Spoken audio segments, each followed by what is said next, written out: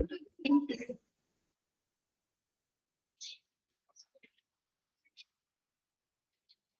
afternoon. Good afternoon, ma'am. Okay. Good afternoon, ma'am. Good afternoon, ma'am. Okay, Abram, Inarago. Seraphi. Okay. Okay, Sajid. Good afternoon, Sajida. Good afternoon, ma'am. Okay, Liji.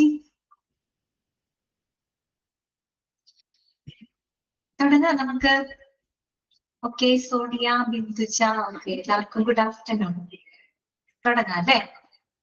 Good afternoon, ma'am. Okay Jincy.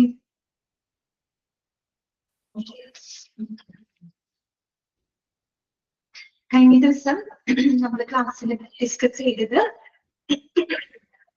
ഫാർമസിയുടെ infrastructure ആയിരുന്നു അല്ലെ?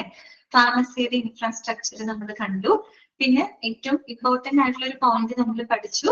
The number of pharmacist required in A hospital depends on the bed strength അല്ലെ? Bed സ്ട്രെങ്തിനനുസരിച്ചിട്ടാണ് നമ്മൾ ഫാർമസിസ്റ്റുകളുടെ എണ്ണം നമ്മൾ determine ചെയ്യുന്നത് അല്ലെ? അപ്പൊ അതിന്റെ ഒരു ടേബിൾ ഒക്കെ നിങ്ങൾ പഠിച്ചിരുന്നു. അത് ഇമ്പോർട്ടന്റ് ആണ് കേട്ടോ. പിന്നെ ഫ്ലോ ചാർട്ട് നമ്മൾ പരിചയപ്പെട്ടു. പിന്നെ നമ്മൾ പറഞ്ഞത് ഡ്രഗ് ആൻഡ് തെറാപ്യൂട്ടിക് കമ്മിറ്റിയെ പറ്റിയിട്ടാണ് അല്ലെ? ഏതൊരു കമ്മിറ്റി പഠിക്കുമ്പോഴും അതിന്റെ ചെയർമാൻ ആരാണ്, സെക്രട്ടറി ആരാണെന്നൊക്കെ നോട്ട് ചെയ്ത് വെക്കണം കേട്ടോ. അത് ഈ കമ്മിറ്റി മാത്രമല്ല, വേറെ ചാപ്റ്ററുകളിലൊക്കെ നിങ്ങൾ കമ്മിറ്റികൾ പഠിക്കുമല്ലോ. അപ്പൊ ചെയർമാനും അതുപോലെ സെക്രട്ടറി ആരൊക്കെയാണുള്ളത് നോട്ട് ചെയ്ത് വെക്കണം കേട്ടോ. അപ്പൊ ഡ്രഗ് ആൻഡ് തെറാപ്യൂട്ടിക് കമ്മിറ്റിയുടെ ചെയർമാൻ എന്ന് പറയുന്നത് മെഡിക്കൽ സൂപ്രണ്ട് ആണ്. സെക്രട്ടറി എന്ന് പറയുന്നത് ചീഫ് ഫാർമസിസ്റ്റ് ആണ്. പിന്നെ നമ്മൾ പറഞ്ഞത് ഫങ്ഷൻസ് ആണ് കേട്ടോ. ആരുടെ ഫങ്ഷൻസ് ആണ്? Functions of drug and therapeutic committee, കമ്മിറ്റിയുടെ പ്രവർത്തനങ്ങൾ അല്ലെ? ഓക്കെ, അതിലൊരു 3 പോയിന്റ് മാത്രമാണ് നമ്മൾ കഴിഞ്ഞ ക്ലാസ്സിൽ പറഞ്ഞു നിർത്തിയത് കേട്ടോ. ട്രസ്റ്റ് വോൾട്ടി എന്ന് പറഞ്ഞ മീനിങ് എന്താ? ട്രസ്റ്റ് വോൾട്ടി സപ്ലയേഴ്സ് എന്ന് പറയുന്നില്ലേ? ട്രസ്റ്റ് വർത്തി സപ്ലൈസ് എന്ന് വെച്ചാൽ വിശ്വസ്തരായിട്ടുള്ള സപ്ലയേഴ്സിനെ തെരഞ്ഞെടുക്കുക കേട്ടോ. റിലയബിൾ എന്നുള്ള അർത്ഥമാണ്. അതായത് വിശ്വസ്തരായിട്ടുള്ള സപ്ലയേഴ്സ്. നമ്മളൊരു സപ്ലയറിനെ തെരഞ്ഞെടുക്കുമ്പോൾ അത് നല്ല സപ്ലയർമാരായിരിക്കും. എന്നുവെച്ചാൽ നമുക്ക് നല്ല ക്വാളിറ്റി ഉള്ളതും നല്ല സാധനങ്ങൾ തരുന്ന ആളുകളായിരിക്കും കേട്ടോ. സപ്ലയേഴ്സ് തന്നെ പല ടൈപ്പ് ഉണ്ടായിരിക്കുമല്ലോ. നല്ല സപ്ലയേഴ്സിനെ തെരഞ്ഞെടുക്കാന്നാണ് ഉദ്ദേശിച്ചത്. ട്രസ്റ്റ് വർത്തി ആയിട്ടുള്ള, നമുക്ക് വിശ്വസ്തരായിട്ടുള്ള റിലയബിൾ ആയിട്ടുള്ള സപ്ലയേഴ്സിനെ തെരഞ്ഞെടുക്കുക. പ്രത്യേകിച്ച് മരുന്നുകളും മറ്റുമൊക്കെ നമ്മൾ പർച്ചേസ് ചെയ്യുമല്ലോ, അങ്ങനെ കേട്ടോ. മനസ്സിലായ? സർവേ അല്ലേ ചോദിച്ചത്? ഓക്കെ ആണോ? Okay ma'am. അപ്പൊ നമുക്ക് ബാക്കിയുള്ള കമ്മിറ്റിയുടെ ഫങ്ഷൻസുകൾ നോക്കാം. ഞാൻ ഓൺ മ്യൂട്ട് ചെയ്തിട്ടുണ്ട്. ആദ്യത്തെ പോയിന്റ് എന്തായിരുന്നു? To prepare of hospital drug formulary. Drug formulary എന്താണ്? ഒരു ഹോസ്പിറ്റലിൽ ഉപയോഗിക്കുന്നതിനായിട്ട് അംഗീകൃതമായിട്ടുള്ള മരുന്നുകളുടെ ലിസ്റ്റ് ആണ് കേട്ടോ. ആ ലിസ്റ്റ് തയ്യാറാക്കുന്നത് ആരാണ്? ഈ പറയുന്ന ഡ്രഗ് ആൻഡ് തെറാപ്യൂട്ടിക് കമ്മിറ്റി ആണ് കേട്ടോ. ഓക്കെ, രണ്ടാമത് നമ്മൾ പറഞ്ഞ point to select of manufacturer and supplier and mode of procurement അല്ലെ? Okay, to select of manufacturer and supplier. നേരത്തെ പറഞ്ഞ പോലെ തന്നെ വളരെ റിലയബിൾ ആയിട്ടുള്ള ട്രസ്റ്റ് വർത്തി ആയിട്ടുള്ള സപ്ലയർമാരെ തിരഞ്ഞെടുക്കാം, നല്ല മാനുഫാക്ചററെ കണ്ടെത്തുക. അതുപോലെ തന്നെ മോഡ് ഓഫ് പ്രൊക്യൂർമെന്റ് അല്ലെ? ഏത് രീതിയിൽ നമ്മൾ മരുന്നുകൾ സ്റ്റോർ ചെയ്യണം. പ്രൊക്യൂർ ചെയ്യാൻ മീൻസ് സ്റ്റോർ ചെയ്യാം കേട്ടോ. ഏത് മോഡ് ഓഫ് പ്രൊക്യൂർമെന്റ്? ഓരോ മരുന്നുകളും, എല്ലാ മരുന്നുകളും ഒരേ രീതിയിലല്ല നമ്മൾ സ്റ്റോർ ചെയ്യുന്നത്, വ്യത്യാസമുണ്ട്. ഏത് മോഡ് ഓഫ് പ്രൊക്യൂർമെന്റ് വേണം, ഇതൊക്കെ നിശ്ചയിക്കുന്നത് കമ്മിറ്റിയാണ്. പിന്നെ to add of new drugs, deletion of old drugs. അതായത് നമ്മുടെ ഡ്രഗ് ഫോർമുലയില് പുതിയ പുതിയ മരുന്നുകൾ ആഡ് ചെയ്യുക. അതുപോലെ തന്നെ എന്തെങ്കിലും പഴയ മരുന്ന് എന്ന് പറഞ്ഞാല് ഇവിടെ ഉദ്ദേശിക്കുന്നത് ഇപ്പൊ എന്താണ്, അധികം കുറച്ചും കൂടെ ക്വാളിറ്റി ഉള്ള മരുന്നുകളൊക്കെ വരുമ്പോൾ അതൊക്കെ ആഡ് ചെയ്യുക. അതുപോലെ തന്നെ മറ്റുള്ള ക്വാളിറ്റി കുറഞ്ഞതോ അങ്ങനെയൊക്കെയുള്ള, അതായത് ഓരോ റിസർച്ച് കാര്യങ്ങളൊക്കെ വരുമ്പോൾ പുതിയ പുതിയ മരുന്നുകളും കാര്യങ്ങളൊക്കെ വരും. പുതിയ പുതിയ മരുന്നുകളൊക്കെ ഇൻട്രൊഡ്യൂസ് ചെയ്യാൻ, കുറച്ചും കൂടി എഫക്റ്റീവ് ആയിട്ടുള്ള മരുന്നുകൾ ഇൻട്രൊഡ്യൂസ് ചെയ്യാൻ പഴയ മരുന്നുകളെയൊക്കെ എന്ത് ചെയ്യുക, ആ ഒരു ലിസ്റ്റിൽ നിന്ന് കളയാം, അതായത് റിമൂവ് ചെയ്യാം. ഓക്കെ, ഇതൊക്കെ കമ്മിറ്റിയാണ് ചെയ്യുന്നത്. ഈ പോയിന്റാണ് നമ്മൾ പറഞ്ഞു നിർത്തിയത്. അടുത്ത പോയിന്റുകൾ ശ്രദ്ധിക്കാം. നാലാമത്തെ point drugs to be supplied in OPD. Drugs to be supplied in OPD, out patient ഡിപ്പാർട്ട്മെന്റിലേക്ക് ആവശ്യമായിട്ടുള്ള മരുന്നുകളുടെ സപ്ലൈ ഉറപ്പുവരുത്തുക കേട്ടോ. ഔട്ട് പേഷ്യന്റ് ഡിപ്പാർട്ട്മെന്റിലേക്കുള്ള മരുന്നുകളുടെ വിതരണം നടത്തുക. ഓക്കെ, അതാണ് drugs to be supplied in OPD. Okay, then അടുത്തത് എന്താണ്? Policy forming for pharmacy and monitoring. ഇതാണ് policy forming for pharmacy and monitoring. ഈ ഫാർമസി സേവനങ്ങളുമായിട്ട് ബന്ധപ്പെട്ട് പോളിസികള്, പ്രൊസീജിയറുകള്, മറ്റു പ്രോട്ടോകോൾസുകളൊക്കെ ഡെവലപ്പ് ചെയ്യുന്നത്. ഇതിനു വേണ്ടിയിട്ടാണ് നമ്മളിവിടെ ഡെവലപ്പ് ചെയ്യുന്നത്. ഫാർമസിയുടെ പ്രവർത്തനങ്ങള് ഏറ്റവും നല്ല രീതിയിൽ മുന്നോട്ട് പോകാൻ വേണ്ടിയിട്ടാണ് അല്ലെ. ഫാർമസി സേവനങ്ങളുമായിട്ട്, ഫാർമസിയുടെ സേവനങ്ങൾ നടന്നപ്പോൾ മെഡിക്കേഷൻ മാനേജ്മെന്റ്, അതുപോലെ തന്നെ മറ്റുള്ള സപ്ലൈസ് അല്ലെ, മെഡിസിൻസ് മറ്റും വാങ്ങുന്നത്, അതിന്റെ സ്റ്റോറേജ്, അതിന്റെ ഡിസ്പെൻസിങ്, അങ്ങനെ ഒരു ഫാർമസിയുടെ സേവനങ്ങളുമായിട്ട് ബന്ധപ്പെട്ട എല്ലാ കാര്യങ്ങൾക്കും ആവശ്യമായിട്ടുള്ള പോളിസികള്, പ്രോട്ടോകോൾസുകൾ ഡെവലപ്പ് ചെയ്യുക. അത് ഡെവലപ്പ് ചെയ്യുക മാത്രമല്ല, അത് ശരിയായ രീതിയിൽ അത് ഇംപ്ലിമെന്റ് ചെയ്യണം, നടപ്പിലാക്കണം. നടപ്പിലാക്കിയാൽ മാത്രം മതിയോ? പോരാ. പിന്നെന്താണ്? മോണിറ്ററിങ് അല്ലെ. അത് കറക്റ്റ് ആയിട്ട് അത് മോണിറ്റർ ചെയ്യണം, അത് ട്രാക്ക് ചെയ്യണം. എല്ലാ പോളിസികളും നമ്മൾ വെറുതെ പോളിസി ഡെവലപ്പ് ചെയ്തുകൊണ്ട് മാത്രം കാര്യമില്ല. പോളിസികളൊക്കെ പ്രോപ്പർ ആയിട്ട് അവിടെ നടപ്പിലാക്കുന്നുണ്ടോ, എല്ലാവരും ഇത് പാലിക്കുന്നുണ്ടോ എന്നുള്ളതൊക്കെ കൃത്യമായിട്ട് മോണിറ്റർ ചെയ്യുക. ഓക്കെ, ഇതൊക്കെ ഈ പറയുന്ന കമ്മിറ്റിയുടെ ഫംഗ്ഷൻ കേട്ടോ. പിന്നെന്താണ്? Budget demand for the pharmacy. ഫാർമസിയുടെ ബഡ്ജറ്റ് മാനേജ് ചെയ്യുക. ഫാർമസിയുടെ ബഡ്ജറ്റ് മാനേജ് ചെയ്യുക അല്ലെ.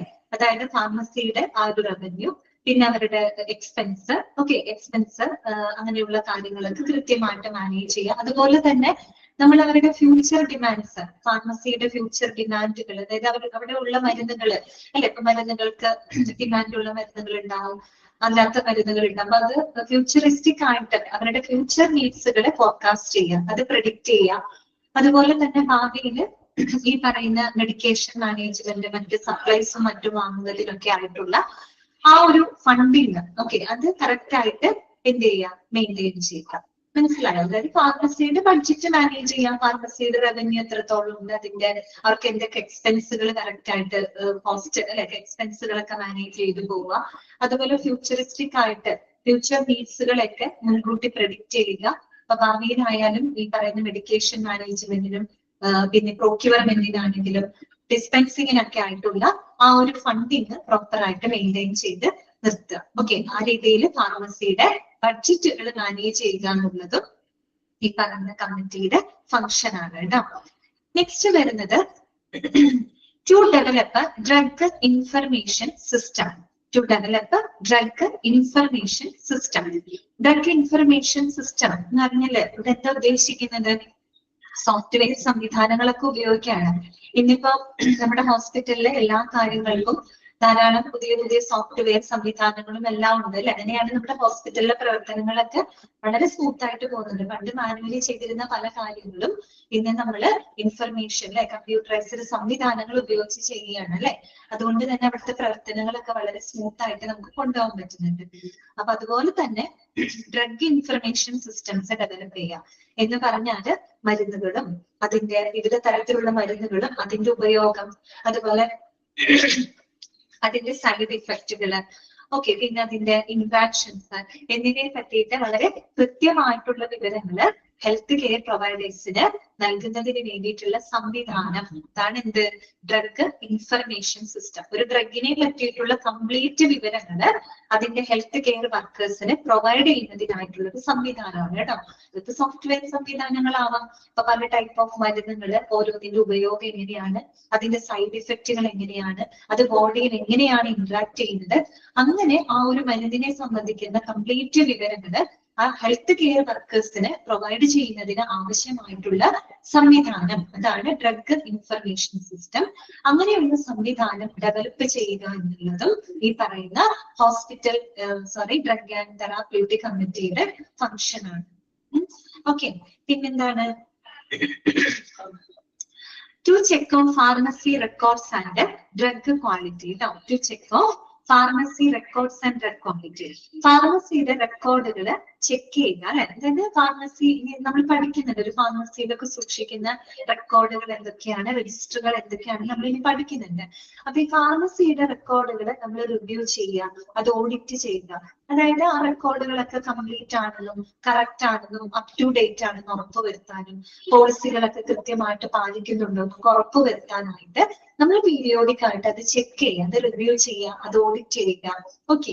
പിന്നെ അതുപോലെ തന്നെ ഡ്രഗ് ക്വാളിറ്റി, ഈ പറയുന്ന ഏറ്റവും നല്ല ക്വാളിറ്റിയും സേഫ്റ്റിയും ഒക്കെ മെയിൻറ്റെയിൻ ചെയ്തുകൊണ്ട് മരുന്നുകളുടെ വിതരണം ഉറപ്പാക്കേണ്ടതും കമ്മിറ്റിയുടെ പ്രവർത്തനങ്ങളിൽ വരുന്ന കാര്യമാണ് കേട്ടോ. To check of pharmacy records and drug quality. അടുത്ത പോയിന്റ് എന്താണ്? To maintain of drug standard and quality control. To maintain of drug standard and quality control.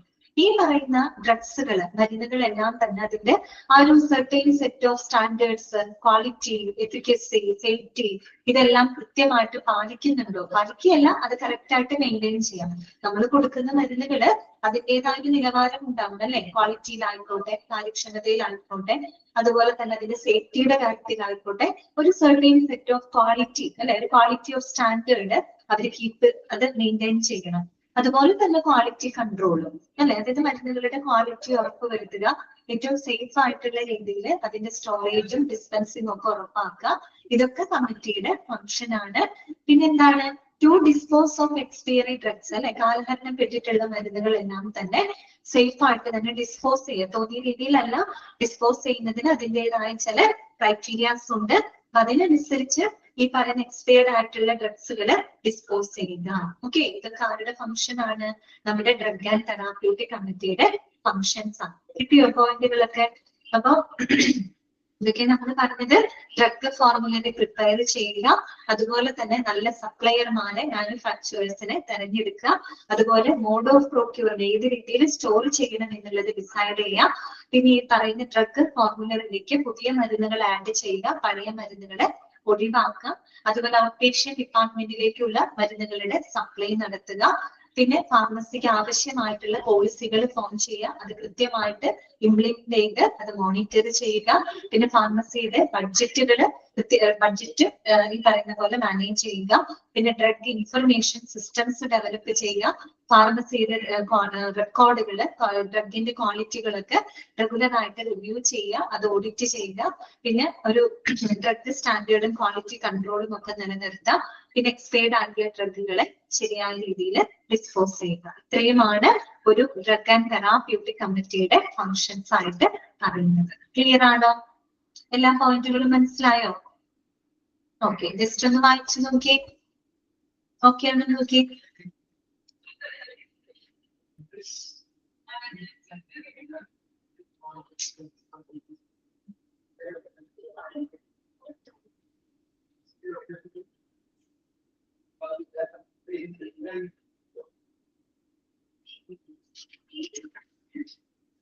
Okay. Clear അല്ലേ? ഇതാണ് HOD full form, head of the department. HOD ആരാണ്? Head of the department.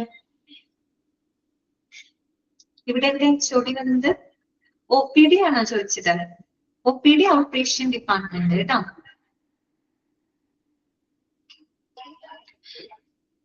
Formulary കഴിഞ്ഞ ക്ലാസ്സിൽ പറഞ്ഞല്ലോ, ക്ലാസ്സിൽ ഉണ്ടായിരുന്നില്ലേ? എന്താണ് formulary എന്ന് പറഞ്ഞ ഒരാൾ പറഞ്ഞു കൊടുത്തേ. ആരാണ് ഫോർമുലറി പറഞ്ഞു കൊടുക്ക? ഒരാൾ പറഞ്ഞു കൊടുത്തേ എന്താണ് ഫോർമുലറി എന്നുള്ളത്. ഫോർമുലറി എന്താണ് അറിയാവുന്ന ഒരാൾ പറഞ്ഞു കൊടുത്തേ. ക്ലാസ്സിൽ ഇരുന്ന ആൾക്കാരൊന്ന് പറഞ്ഞു കൊടുത്തേ. ഞാൻ അൺമ്യൂട്ട് ചെയ്തിട്ടുണ്ട്. പറഞ്ഞു കൊടുക്കോ? ആ, എന്താണ് ദേവിക? അങ്ങനെയുള്ള കാര്യങ്ങൾ ഓഫീസിൽ ഒന്ന് വിളിച്ചു ചോദിക്കാം കേട്ടോ. ഓക്കെ. ഓഫീസിന്റെ കാര്യങ്ങളും മറ്റും ഓഫീസിൽ വിളിച്ച് ചോദിച്ചാൽ മതി കേട്ടോ. നമ്പർ പോയി. ഓക്കെ.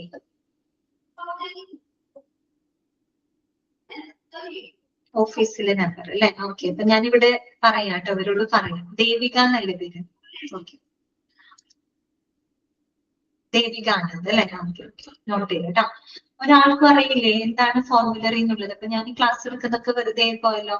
എന്താണ് ഫോർമുലറി എന്ന് പറഞ്ഞു കഴിഞ്ഞാല് ഒരു ഹോസ്പിറ്റലില് ഉപയോഗിക്കുന്നതിനായിട്ട് അംഗീകൃതമായിട്ടുള്ള മരുന്നുകളുടെ ലിസ്റ്റ് ആണ് കേട്ടോ. എന്താണ് Sreelekha? Guide that given to doctors. അതെ, consist of the list of medicines. അതെ, അതായത് ഒരു ഹോസ്പിറ്റലില് നമ്മൾ ഉപയോഗിക്കാനായിട്ട് എന്താണ് അംഗീകൃതമായിട്ടുള്ള മരുന്നുകൾ കേട്ടോ. അതിന്റെ ഒരു ലിസ്റ്റ് ആണ് എന്ത്? ഡ്രഗ് ഫോർമുലറി എന്ന് പറയുന്നത് കേട്ടോ. ഓക്കെ ഓക്കെ ശ്രീലേഖ, ക്ലിയർ ആയില്ലേ ഇപ്പൊ എന്താന്നുള്ളത്? മിസ്സാവുന്ന ക്ലാസ്സുകള് റെക്കോർഡഡ് ക്ലാസ് കാണണം കേട്ടോ. ഇനി നെക്സ്റ്റ് വരുന്നതാണ് hospital formulary. That means drug formulary ആണ് ഉദ്ദേശിക്കുന്നത് കേട്ടോ. ഡ്രഗ് ഫോർമുലറിയുമായിട്ട് ബന്ധപ്പെട്ട കുറച്ച് കാര്യങ്ങൾ അവിടെ പറഞ്ഞിട്ടുണ്ട്. ജനറൽ ആയിട്ടുള്ള കാര്യങ്ങളാണ്. എന്തൊക്കെയാന്ന് നോക്കാം. No hospital pharmacy can perhaps stock every medication that its concerned doctor may want to prescribe for their patients who are hospitalized. Okay. അതായത് നമുക്ക് എല്ലാ മരുന്നുകളും ഒരിക്കലും ഒരു ഫാർമസിയിൽ എന്ത് ചെയ്യാൻ പറ്റില്ല, സ്റ്റോക്ക് ചെയ്യാനായിട്ട് പറ്റില്ല അല്ലെ? ഒരു ഡോക്ടർ അവരുടെ പേഷ്യന്റിന് പ്രിസ്ക്രൈബ് ചെയ്യാനായിട്ട് ഉദ്ദേശിക്കുന്ന എല്ലാ മരുന്നുകളും ഒരുപക്ഷെ എന്ത് ചെയ്യാൻ പറ്റില്ല, നമുക്ക് ഫാർമസിയിൽ സ്റ്റോക്ക് ചെയ്യാനായിട്ട് സാധിക്കില്ല. അതാണ് ഞാൻ പറഞ്ഞത്, അതിന്റെ ഒരു ലിസ്റ്റ് തയ്യാറാക്കും. എല്ലായിടത്തും കിട്ടുന്ന എല്ലാ മരുന്നും കൊണ്ട് ഫാർമസിയിൽ ഒരിക്കലും സ്റ്റോക്ക് ചെയ്യാൻ പറ്റില്ല കേട്ടോ. അത് ആ ഒരു ഹോസ്പിറ്റലിൽ ഉപയോഗിക്കാനായിട്ട് അംഗീകൃതമായിട്ടുള്ള മരുന്നുകളുണ്ട്. അതിനനുസരിച്ച് അത് കമ്മിറ്റി തീരുമാനിക്കും. ഓക്കെ, അത് ഇതിന് ഒരു ക്രൈറ്റീരിയാസിനെ ബേസ് ചെയ്തിട്ടാണ്. അപ്പോ അതാണ് ആ ഒരു കാര്യമാണ് അവിടെ പറഞ്ഞിരിക്കുന്നത്. പോയിന്റ് ഒന്നുമില്ല കേട്ടോ. No hospital pharmacy can perhaps stock every medication that it concerned doctor may want to prescribe for their patients who are hospitalised. രണ്ടാമത് പറയുന്ന കാര്യം, drug and therapeutic committee consist of a list of the medications. അതാണ് നമ്മൾ പറയുന്ന drug formulary. Okay, that the hospital pharmacy stocks along with the information about each medication. അതായത് ഈ പറയുന്ന drug and therapeutic കമ്മിറ്റിയാണ് ഡ്രഗ് ഫോർമുലറി തയ്യാറാക്കുന്നത് അല്ലെ? ആ ഒരു ഹോസ്പിറ്റൽ ഫാർമസി സ്റ്റോക്ക് ചെയ്തിട്ടുള്ള മരുന്നുകളും ആ മരുന്നുകളെ പറ്റിയിട്ടുള്ള വിവരങ്ങൾ ഉൾപ്പെടെ ഒരു ലിസ്റ്റ്, ആ ഒരു ഡ്രഗ് ഫോർമുലറി തയ്യാറാക്കുന്നത് ഡ്രഗ് ആൻഡ് തെറാപ്യൂട്ടിക് കമ്മിറ്റിയാണ്. ആണല്ലോ, നമ്മൾ പഠിച്ച കാര്യമാണ്. The committee that collects the information about the hospital formulary meets regularly to make the changes as necessary. ഈ കമ്മിറ്റി എന്ത് ചെയ്യുന്ന അറിയാമോ?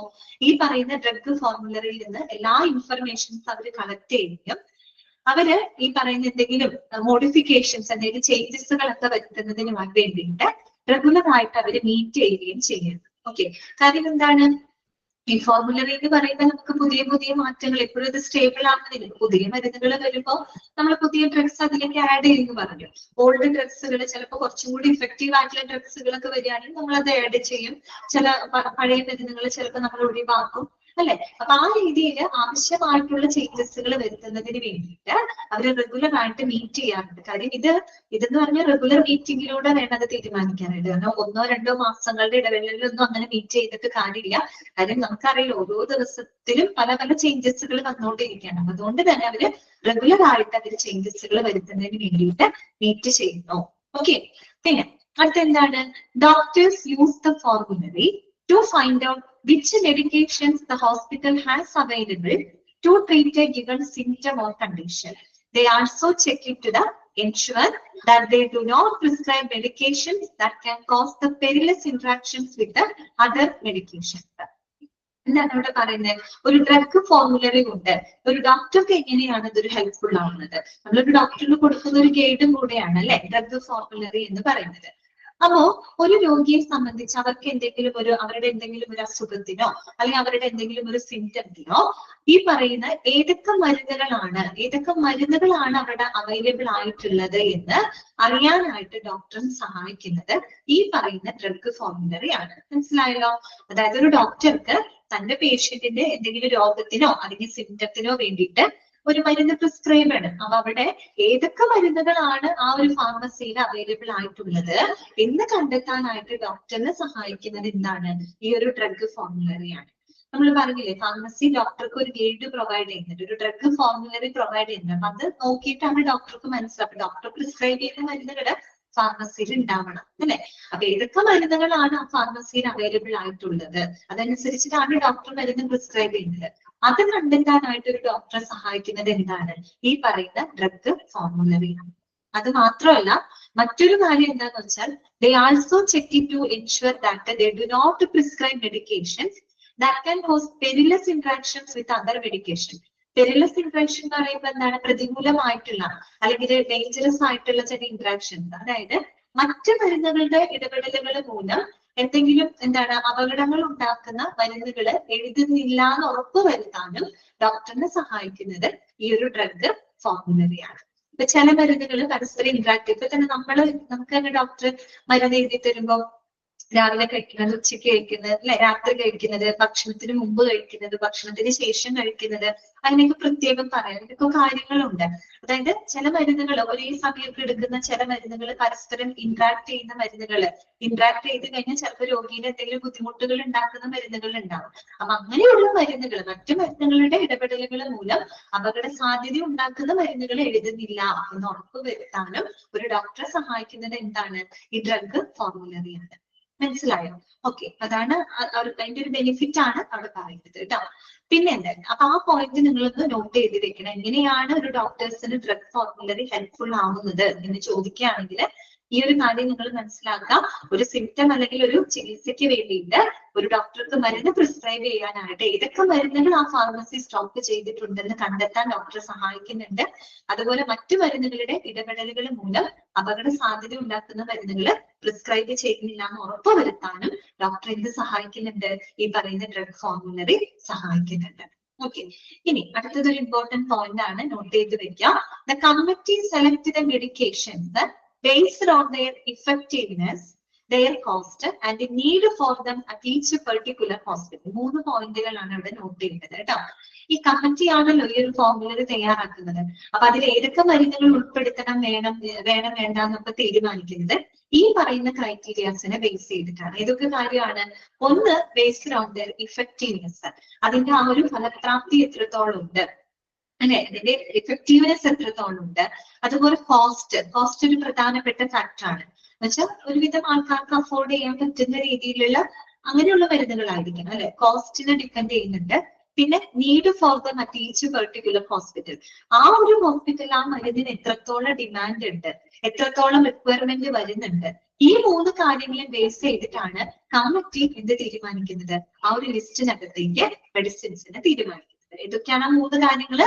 ഒന്ന്, ഇഫക്റ്റീവ്നെസ്, അതിന്റെ ഫലപ്രാപ്തി. 2 എന്താണ്? കോസ്റ്റ് അല്ലെ, അതിന്റെ വില, പ്രൈസ് അല്ലെ. പിന്നെ 3-മത്തെ എന്താണ് പറയുന്നത്? നീഡ് ഫോർ ദം അല്ലെങ്കിൽ demand of that particular medicine അല്ലെ, ആ ഒരു മരുന്നിന് ആ ഒരു ഹോസ്പിറ്റലിൽ എത്രത്തോളം ഡിമാൻഡ് ഉണ്ട്. ഈ 3 കാര്യങ്ങൾ ബേസ് ചെയ്തിട്ടാണ് നമ്മൾ ആ ഒരു മെഡിക്കേഷൻസിനെ കമ്മിറ്റി സെലക്ട് ചെയ്യുന്നത്. ക്ലിയർ ആയോ പറഞ്ഞ കാര്യങ്ങള്? ഒരു ഡ്രഗ് ഫോർമുലറി എന്താണ്, അതുകൊണ്ട് എന്തൊക്കെയാണ്, ഒരു ഡോക്ടർക്ക് എന്തൊക്കെ ബെനിഫിറ്റുകൾ ഉണ്ട്, പിന്നെ എന്തിന്റെയൊക്കെ ബേസിലാണ് ഒരു കമ്മിറ്റി അതിന്റെ ഫോർമുലറി തയ്യാറാക്കുന്നത്, ഇത്രയും കാര്യങ്ങളാണ് അവിടെ പറഞ്ഞത്. ഓക്കെ, ഇനി നെക്സ്റ്റ് നമുക്ക് നോക്കാനായിട്ടുള്ളത് ഇന്റന്റിങ് ഓഫ് ഡ്രഗ്സ് ആണ് കേട്ടോ. ഇന്റന്റ് ചെയ്യാന്ന് പറഞ്ഞാൽ എന്ത് ഉദ്ദേശിക്കുന്നത്? ഇന്റന്റ് കൊടുക്കുക. ഇന്റന്റ് ചെയ്യാന്ന് പറഞ്ഞാൽ എന്താണ്? It's the process of requesting ആണ് കേട്ടോ. റിക്വസ്റ്റിംഗ് ആണത്. It's the process of requesting for the medications and supplies in A health care facility. അതായത് ഒരു ഹോസ്പിറ്റലിലേക്ക് ആവശ്യമായിട്ടുള്ള മരുന്നുകള് മറ്റ് അത് തന്നെ സീജ് കറക്റ്റ് ആണ്, റിക്വസ്റ്റിംഗ് ആണ് കേട്ടോ. അതാണ് ഇന്റന്റ് കൊടുക്കുക. ഇന്റന്റിങ് മീൻസ് റിക്വസ്റ്റിംഗ് എന്നുള്ള അർത്ഥമാണ്. ആ ഒരു ഹോസ്പിറ്റലിലേക്ക് ആവശ്യമായിട്ടുള്ള മരുന്നുകള് മറ്റ് സപ്ലൈസ് ഒക്കെ നമ്മള് റിക്വസ്റ്റ് ചെയ്യാണ്. ഇന്ന മരുന്നുകൾ വേണം അല്ലെങ്കിൽ ഇന്ന സപ്ലൈസ് വേണം എന്ന് നമ്മൾ കൊടുക്കുന്ന ആ ഒരു റിക്വസ്റ്റിനെയാണ് നമ്മൾ ഇന്റന്റ് എന്നതുകൊണ്ട് ഉദ്ദേശിക്കുന്നത്. നമ്മൾ ഇവിടെ പറയുന്നത് ഇന്റന്റിങ് ഓഫ് ഡ്രഗ്സ് ആണ് കേട്ടോ. അപ്പൊ ഡ്രഗ്സിന് ഇന്റന്റ് കൊടുക്കുക, അതായത് നമുക്ക് ആ ഹെൽത്ത് കെയർ ഫെസിലിറ്റിയിൽ ആവശ്യമായിട്ടുള്ള മരുന്നുകളുടെ റിക്വസിഷൻ പ്രോസസ്സിനെയാണ് നമ്മൾ ഇന്റന്റിങ് ഓഫ് ഡ്രഗ്സ് എന്നതുകൊണ്ട് ഉദ്ദേശിക്കുന്നത്. അപ്പൊ കൂടുതലും അവിടെ നമ്മൾ മരുന്നുകൾ പർച്ചേസ് ചെയ്യുന്നതുമായിട്ട് ബന്ധപ്പെട്ട കുറച്ച് ഇമ്പോർട്ടന്റ് ആയിട്ടുള്ള കാര്യങ്ങളാണ് അവിടെ പറയുന്നത് കേട്ടോ. നമ്മൾ മരുന്നുകൾ പർച്ചേസ് ചെയ്യുന്നതുമായിട്ട് ബന്ധപ്പെട്ട കുറച്ച് കാര്യങ്ങൾ, ആ റിക്വസിഷൻ ഒക്കെ കൊടുക്കുന്നതുമായിട്ട് ശ്രദ്ധിക്കേണ്ട ചില കാര്യങ്ങളാണ് അവിടെ പറഞ്ഞിട്ടുള്ളത്. അതിൽ കുറച്ച് പോയിന്റുകളൊക്കെ ഉണ്ട് കേട്ടോ. ഫസ്റ്റ് കാര്യം ഇതാണ്, the hospital must have a clear hospital formulary that may contain 250 to 300 drugs. ഒന്ന് അണ്ടർലൈൻ ചെയ്ത് വെക്കുക കേട്ടോ. ഓക്കെ, എന്താണ് ഏതൊരു ഹോസ്പിറ്റലിലും ഒരു 250 തൊട്ട് 300 മരുന്നുകൾ അടങ്ങുന്ന ഒരു ക്ലിയർ ഡ്രഗ് ഫോർമുലറി ഏതൊരു ഹോസ്പിറ്റലിലും ഉണ്ടായിരിക്കണം. അതായത് ഏതൊരു ഹോസ്പിറ്റലിൽ എന്താണ് ഡ്രഗ് ഫോർമുലറി ഉണ്ടായിരിക്കണം. ആ ഒരു ഡ്രഗ് ഫോർമുലറിയിൽ കുറഞ്ഞതൊരു 250 to 300 ഡ്രഗ്സുകളെങ്കിലും ഉൾപ്പെടുത്തിയിട്ടുള്ള ഒരു ഡ്രഗ് ഫോർമുലറി എല്ലാ ഹോസ്പിറ്റലിലും നിർബന്ധമായിട്ടും എന്താണ് ഉണ്ടാവും. ഓക്കെ, എത്ര ഡ്രഗ്സ് ആണെന്നൊക്കെ ചിലപ്പോൾ ചോദിക്കാം കേട്ടോ. അപ്പൊ 250 to 300 ഡ്രഗ്സ് ആണ് അവർ പറയുന്നത്. പിന്നെ അടുത്തത് എന്താണ്, drug to be intended keeping the safety stock in mind. അല്ലെ, drug to be intended keeping the safety stock in mind. ഇപ്പോഴും ഒരു സേഫ്റ്റി സ്റ്റോക്ക് കരുതിയിട്ടായിരിക്കണം നമ്മൾ ഒരു ഇന്റന്റ് കൊടുക്കാനായിട്ട്. ഇപ്പൊ ചില മരുന്നുകൾക്ക് ഡിമാൻഡ് കൂടുതലുള്ള മരുന്നുകൾ ഉണ്ടാവും. ഇപ്പൊ നമ്മളൊരു 1000 യൂണിറ്റ് മരുന്ന് അവിടെ സ്റ്റോക്ക് ചെയ്ത് വെച്ചിട്ടുണ്ട്. ഡെയിലി പോകുന്ന മരുന്നാണ്, അത്രയും ഡിമാൻഡ് ഉള്ള ഒരു മരുന്നാണ്. 1000 അത് 900 ആയി, 900 800 ആയി, 800 700 ആയി. അപ്പൊ എപ്പോഴും ഒരു സേഫ്റ്റി സ്റ്റോക്ക് നിലനിൽക്കെ തന്നെ നമ്മൾ ആ മരുന്നിന്റെ ഡിമാൻഡ് മനസ്സിലാക്കിയിട്ട് അതിന് വേണ്ട റിക്വസിഷൻ കൊടുക്കണം. അല്ലാതെ ആ മരുന്നുകൾ ഒരുപാട് സ്റ്റോക്ക് ഉണ്ടല്ലോ, കുറച്ചും കൂടെ കഴിയട്ടെ, ഏകദേശം തീരാറാവുമ്പോൾ നമ്മൾ റിക്വസ്റ്റ് കൊടുത്തിട്ട് കാര്യമില്ല. മനസ്സിലായി? ഒരു സേഫ്റ്റി സ്റ്റോക്ക് എപ്പോഴും കീപ്പ് ചെയ്യണം. കാരണം ഡിമാൻഡുള്ള മരുന്നുകളാണെങ്കിൽ പ്രത്യേകിച്ച്. അങ്ങനെ ചെയ്തില്ലെങ്കിൽ എന്ത് സംഭവിക്കും? മരുന്നുകൾ സ്റ്റോക്ക് ഔട്ട് ആയി പോകും അല്ലെ, ആവശ്യത്തിന് മരുന്നുകൾ കിട്ടാത്തൊരു സാഹചര്യം വരും അല്ലെ. അപ്പൊ അതുകൊണ്ട് എന്ത് ചെയ്യണം, സേഫ്റ്റി സ്റ്റോക്ക് എപ്പോഴും കരുതി വെച്ചുകൊണ്ട് തന്നെ നമ്മൾ ആ മരുന്നിന്റെ, അത് ഡിമാൻഡുകളുള്ള മരുന്നുകൾക്കാണ് അങ്ങനെ ആവശ്യം വരിക കേട്ടോ. ഏറ്റവും കൂടുതൽ ഡിമാൻഡ് പോകുന്ന മരുന്നുകളൊക്കെ ആണെങ്കിൽ അതിന്റെ സേഫ്റ്റി സ്റ്റോക്ക് നിലനിൽക്കെ തന്നെ ആയിരിക്കണം. നമ്മൾ എന്ത് കൊടുക്കണം, ആ മരുന്നിന്റെ ഡിമാൻഡ് മനസ്സിലാക്കി അതിന് വേണ്ട റിക്വസിഷൻ കൊടുക്കണം. അത് വാങ്ങാനുള്ള ഓർഡർ നമ്മൾ കൊടുത്തിരിക്കണം. ഓക്കെ, അതാണ് അവിടെ പറയുന്നത്, drug to be intended keeping the safety stock in mind. Okay, പിന്നെ മൂന്നാമത്തെ കാര്യം നോക്കി, economic order quantity should be followed to not overstocking or theft. എന്താണ്, economic order quantity should be followed to not overstocking of theft. കേട്ടോ, അവിടെ ഒരു concept പറയുന്നുണ്ട്, economic order quantity. അത് നമുക്ക് ഡീറ്റെയിൽഡ് ആയിട്ട് പറയാം കേട്ടോ, കാര്യം ഇതിനകത്ത് ലാസ്റ്റ് പോയിന്റ് അതാണ് പറയുന്നത്. അപ്പൊ അവിടെ ഡീറ്റെയിൽഡ് ആയിട്ട് പറയാം. എന്നാലും ഇത് മനസ്സിലാക്കുക, എക്കണോമിക് ഓർഡർ ക്വാണ്ടിറ്റി എന്നൊരു കൺസെപ്റ്റ് ആണ് കേട്ടോ, ബിസിനസ്സിലൊക്കെ മറ്റും ഉപയോഗിക്കുന്ന ഒരു കാര്യമാണ്. അപ്പൊ ഈ ഒരു എക്കണോമിക് ഓർഡർ ക്വാണ്ടിറ്റി അവിടെ നിർബന്ധമായിട്ടും ഫോളോ ചെയ്തിരിക്കണം. എന്തിനു വേണ്ടിയിട്ടാണെന്നറിയോ? ടു ത്വാട്ട് over stocking or theft. To ത്വാട്ട് മീൻസ് എന്താണ്? ടു പ്രിവെന്റ് എന്നുള്ള മീനിങ് ആണ് കേട്ടോ.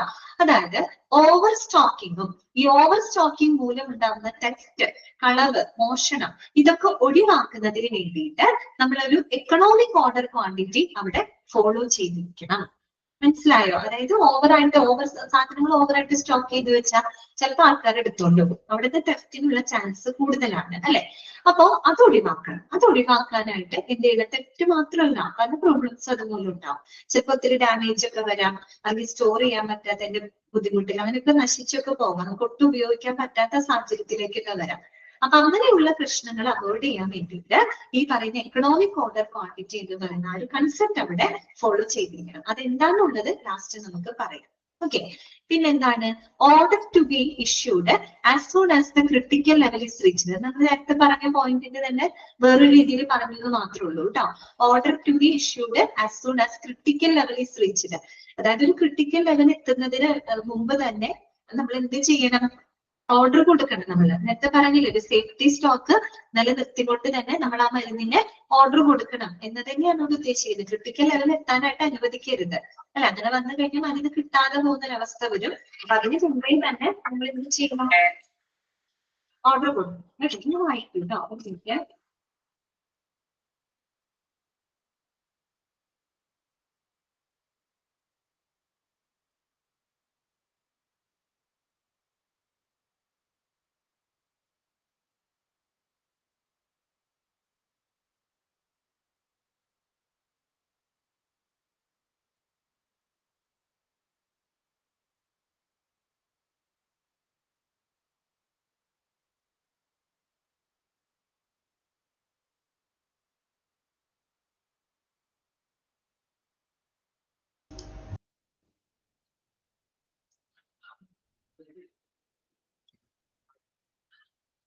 അയച്ചോക്കിയോ? ഓക്കെ, നീ പെട്ടെന്ന് ഒരു കോള് വന്ന അമ്മയാണ് മീറ്റിംഗിന് വിളിച്ചത്. അമ്മ എന്തെങ്കിലും അത്യാവശ്യം ഉണ്ടെങ്കിൽ മാത്രമേ വിളിക്കാറുള്ളൂ. അതുകൊണ്ടാണ് ഫോൺ എടുത്തത്. എന്തെങ്കിലും അർജന്റായിട്ട് വല്ലതും പറയാനാണെങ്കിൽ എന്ന് വിചാരിച്ചിട്ടാണ് ഫോൺ എടുത്തത് കേട്ടോ. ഓക്കെ, അപ്പോ നമ്മൾ പറഞ്ഞ പ്രത്യേക കാര്യം എന്തായിരുന്നു? Order to be issued as soon as the critical level is reached. കേട്ടോ, മനസ്സിലായില്ല? പോയിന്റ് ക്ലിയർ ആണല്ലോ. അടുത്തത് കേട്ടോ, നെക്സ്റ്റ് നോക്കിയേ. In case of drugs imported ample lead time to be given. എന്താണ്?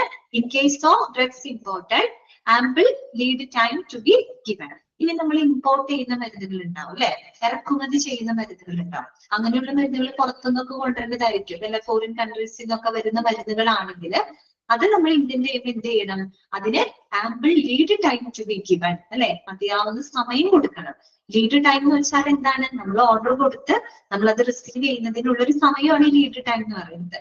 അപ്പൊ അത്തരം മരുന്നുകൾ ആൾക്കാർ അത് മറ്റുള്ള സ്ഥലത്ത് നിന്ന് വരണം, അതിന്റെ ട്രാൻസ്പോർട്ടേഷൻ കഴിഞ്ഞ് നമ്മുടെ സ്ഥലത്തേക്ക് എത്തണമെങ്കിൽ ഒത്തിരി സമയം എടുക്കും. ആ ഒരു ടൈമും കൂടെ നമ്മൾ കണക്കിലാക്കിയിട്ട് വേണം അത്തരം മരുന്നുകൾക്ക് ഓർഡർ കൊടുക്കാനായിട്ട്. മനസ്സിലായോ? അപ്പൊ അതാണ് പറയുന്നത്, in case of drugs imported ample lead time to be given. ആവശ്യത്തിനുള്ള ഒരു ലീഡ് ടൈം അവിടെ പ്രൊവൈഡ് ചെയ്തിരിക്കണം. ആ സമയം നമ്മൾ കണക്കാക്കിയിട്ട് വേണം. ആ ഒരു ടൈം ഒക്കെ നമ്മുടെ മനസ്സിലുണ്ടാവണം. ഇത്ര ദിവസം പിടിക്കും, അല്ലെങ്കിൽ ഇത്ര ട്രാൻസ്പോർട്ടേഷൻ ഇത്ര സമയം എടുക്കും. ഇതൊക്കെ കണക്കാക്കിക്കൊണ്ട്, ആ ഒരു സമയം കണക്കാക്കിക്കൊണ്ടായിരിക്കണം നമ്മൾ എന്ത് കൊടുക്കാനായിട്ട്? ഓർഡർ കൊടുക്കാനായിട്ട്. കേട്ടോ, പിന്നെ അടുത്തത് എന്താണ്? Receipt of drugs. Receipt of drugs എന്ന് പറയുമ്പോൾ നമ്മൾ ഈ വാങ്ങുന്ന പർച്ചേസ് ചെയ്യുന്ന മരുന്നുകളുടെ മറ്റും റെസീപ്റ്റുകളും കാര്യങ്ങളൊക്കെ കൃത്യമായിട്ട് റിസീവ് ചെയ്ത് അത് റെക്കോർഡ് ചെയ്ത് വെക്കേണ്ടതും അതിന്റെ ഒരു ഭാഗമാണ്. കേട്ടോ, ഓക്കെ. നമ്മൾ ഇന്റന്റിംഗ് ഒക്കെ ചെയ്യുന്നതാണ്. എത്ര മരുന്നുകൾ നമ്മൾ ഓർഡർ കൊടുക്കുന്നു, എത്ര നമ്മൾ ഉപയോഗിക്കുന്നു, ഇനി എത്ര ബാക്കിയുണ്ട് അല്ലെ, ഇങ്ങനെയൊക്കെ കാര്യങ്ങളൊക്കെ ട്രാക്ക് ചെയ്യണം നമുക്ക്. അപ്പൊ കൃത്യമായിട്ട് നമ്മൾ ഇന്റന്റ് കൊടുക്കുന്ന മരുന്നുകളൊക്കെ നമ്മൾ പർച്ചേസ് ചെയ്യുന്ന സമയത്ത് അതിന്റെ റെസീപ്റ്റുകളൊക്കെ റിസീവ് ചെയ്ത് റെക്കോർഡ് ചെയ്ത് വെക്കണം. കേട്ടോ, പിന്നെ അടുത്തത് എന്താണ്? All drugs received must be checked, date, batch number, quantity, date of expiry. അതുപോലെ നമ്മൾ റിസീവ് ചെയ്യുന്ന എല്ലാ മരുന്നുകളും ഉടനടി തന്നെ നമ്മൾ ഡിസ്പെൻസ് ചെയ്യാണോ ചെയ്യുന്നത്? അല്ല, ചെക്ക് ചെയ്യണം അല്ലെ, അതിന്റെ ക്വാളിറ്റി, അതുപോലെ അതിന്റെ ക്വാണ്ടിറ്റി, അതിന്റെ വെയിറ്റ്, അതിന്റെ ബാച്ച് നമ്പർ, എക്സ്പയറി ഡേറ്റ്, ഇങ്ങനെയുള്ള കാര്യങ്ങളൊക്കെ നമ്മൾ എന്ത് ചെയ്യണം? ചെക്ക് ചെയ്യണം. പ്രോപ്പർ ചെക്കിങ് കഴിഞ്ഞതിന് ശേഷം മാത്രമേ അത് ഡിസ്പെൻസിങ്ങിന് വിടാനായിട്ട് പറ്റുള്ളൂ. കേട്ടോ, അപ്പൊ വരുന്ന മരുന്നുകൾ നമ്മൾ വെയിറ്റ് നോക്കണം, അത് ചെക്ക് ചെയ്യണം, അതിന്റെ ബാച്ച് നമ്പർ, പിന്നെ അതിന്റെ ക്വാണ്ടിറ്റി, അതിന്റെ എക്സ്പയറി ഡേറ്റ്, ഇങ്ങനെയുള്ള കാര്യങ്ങൾ കൃത്യമായിട്ട് നമ്മൾ ചെക്ക് ചെയ്തിരിക്കണം. പിന്നെന്താണ് പറയുന്നത്? റാൻഡം സാമ്പിൾസ് അല്ലെ, random samples of each batch sample has to be send to lab for the quality testing. കേട്ടോ, അതോടൊപ്പം തന്നെ നമ്മൾ ഈ വാങ്ങുന്ന നമുക്ക് ലഭിക്കുന്ന ആ ഒരു സാമ്പിൾ ഉണ്ടല്ലോ, ആ ഒരു സാമ്പിളില് നമ്മൾ റാൻഡം ആയിട്ട് നമ്മൾക്ക് വരുന്ന മരുന്നുകളുടെ റാൻഡം ആയിട്ട് നമ്മൾ എടുക്കാം. റാൻഡം ആയിട്ട് സാമ്പിൾസ് എടുത്തിട്ട് നമ്മൾ ക്വാളിറ്റി ടെസ്റ്റിങ്ങിന് വേണ്ടിയിട്ട് എവിടേക്ക് അയക്കണം? ലാബിലോട്ട് അയച്ചിരിക്കണം. റാൻഡം ആയിട്ട് എടുക്കണം എന്ന് പറയുന്നത് അതുകൊണ്ടാണ് അല്ലെ. അതായത് നമുക്ക് വരുന്ന ആ ഒരു സാമ്പിളിലുണ്ട് റാൻഡം ആയിട്ട് പെട്ടെന്ന് തന്നെ നമ്മളൊരു സാമ്പിൾ എടുക്കുക, റാൻഡം ആയിട്ട് സാമ്പിൾസ് എടുത്തിട്ട് അതിന്റെ ക്വാളിറ്റി ടെസ്റ്റിങ്ങിന് വേണ്ടിയിട്ട് എവിടേക്ക് അയക്കാം? ലാബിലോട്ട് അയക്കണം. അങ്ങനെ ക്വാളിറ്റി ഒക്കെ ചെക്ക് ചെയ്ത് ഓക്കെ ആണെങ്കിൽ മാത്രമേ നമുക്ക് ആ ഒരു മരുന്ന് ഉപയോഗിക്കാനായിട്ട് പറ്റുള്ളൂ. ഓക്കെ, പിന്നെന്താണ് പറയുന്നത്? In case of any doubt of substandard drug should be used only after the lab test. അപ്പൊ ഏതെങ്കിലും മരുന്നുകള് സബ്സ്റ്റാൻഡേർഡ് ആയിട്ട് ഇപ്പൊ നിലവാരം കുറഞ്ഞതായിട്ട് തോന്നുകയാണെങ്കിൽ അത്തരം മരുന്നുകൾ കൃത്യമായിട്ടുള്ള ലാബ് ടെസ്റ്റിന് ശേഷം മാത്രമേ നമ്മൾ ഉപയോഗിക്കാനായിട്ട് പാടുള്ളൂ. നമ്മൾ ലാബ് ടെസ്റ്റ് നടത്തുമ്പോഴാണ് നമുക്ക് അതിന്റെ ക്വാളിറ്റിയിലും ക്വാണ്ടിറ്റിയിലും ഒക്കെ കുറെ കാര്യങ്ങൾ നമുക്ക് മനസ്സിലാക്കാൻ പറ്റും. അപ്പൊ അതിനകത്തൊക്കെ എന്തെങ്കിലും പ്രശ്നങ്ങൾ നമുക്ക് ഏതെങ്കിലും ഇപ്പൊ ഒരു മരുന്നൊരു സബ്സ്റ്റാൻഡേർഡ് ആയിട്ട് ഫീൽ ചെയ്ത് കഴിഞ്ഞാൽ ഉടനടി നമ്മൾ ലാബ് ടെസ്റ്റിന് അയക്കണം. ആ ലാബ് ടെസ്റ്റ് നടത്തിയതിന് ശേഷം മാത്രമേ നമ്മളത് ഉപയോഗിക്കാനായിട്ട് പാടുള്ളൂ. ഓക്കെ, ഇനിയാണ് നമ്മൾ നേരത്തെ പറഞ്ഞൊരു കൺസെപ്റ്റ്, ഇവിടെ മാറ്റി വെച്ചൊരു കൺസെപ്റ്റിനെ പറ്റി ഇവിടെ പറയുന്നുണ്ട്. അതാണ് എന്ത്? എക്കണോമിക് ഓർഡർ ക്വാണ്ടിറ്റി അഥവാ EOQ എന്നാണ് ഇത് ഷോർട്ട് ആക്കി പറയാം. അപ്പൊ അതിന്റെ ഫുൾ ഫോം ഒക്കെ ചോദിച്ച് കണ്ടിട്ടുണ്ട്. EOQന്റെ ഫുൾ ഫോം എന്താണ്? എക്കണോമിക് ഓർഡർ ക്വാണ്ടിറ്റി എന്നാണ്. കേട്ടോ, എന്താണ് എക്കണോമിക് ഓർഡർ ക്വാണ്ടിറ്റി എന്ന് പറഞ്ഞാല്? The economic order quantity EOQ is the number of units that a company should add to the inventory with each order to minimize the total cost of inventory, such as holding cost, order cost and shortage cost. ഇതാണ് ഇത് economic order quantity എന്നതുകൊണ്ട് ഉദ്ദേശിക്കുന്നത്. എന്താണ് മനസ്സിലായിട്ടുണ്ടാവില്ല? ഇത് കുറച്ച് വിശദമാക്കിയിട്ടാണ് കൊടുത്തിരിക്കുന്നത്. ഞാൻ വളരെ സിമ്പിൾ ആയിട്ട് പറയാം. എക്കണോമിക് ഓർഡർ ക്വാണ്ടിറ്റി എന്ന് പറഞ്ഞാൽ സിമ്പിൾ ആയിട്ട് പറയാം, it is the optimum quantity ആണ്. It is the optimum quantity which minimises the total cost of an inventory. ഇതാണ് എന്ത് എക്കണോമിക് ഓർഡർ ക്വാണ്ടിറ്റി. സിമ്പിൾ ആയിട്ട് നമുക്ക് ഇങ്ങനെ പറഞ്ഞാൽ മതി.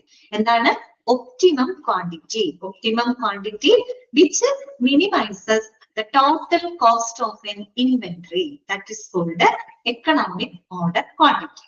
ഇനി എന്താണ് ഈ പറഞ്ഞതിന്റെ അർത്ഥം എന്താണ്? അതായത് ഒരു എക്സാമ്പിളിലൂടെ പറയണമെങ്കിൽ നിങ്ങൾക്ക് അത് മനസ്സിലാക്കാൻ പറ്റും. നമുക്ക് ടോട്ടൽ ഇൻവെന്ററി മീൻസ് സ്റ്റോക്ക് എന്നുള്ള അർത്ഥമാണ്. അതായത് നമുക്ക് ഒരു ടോട്ടൽ കോസ്റ്റ് കുറയ്ക്കുന്നതിന് വേണ്ടിയിട്ട്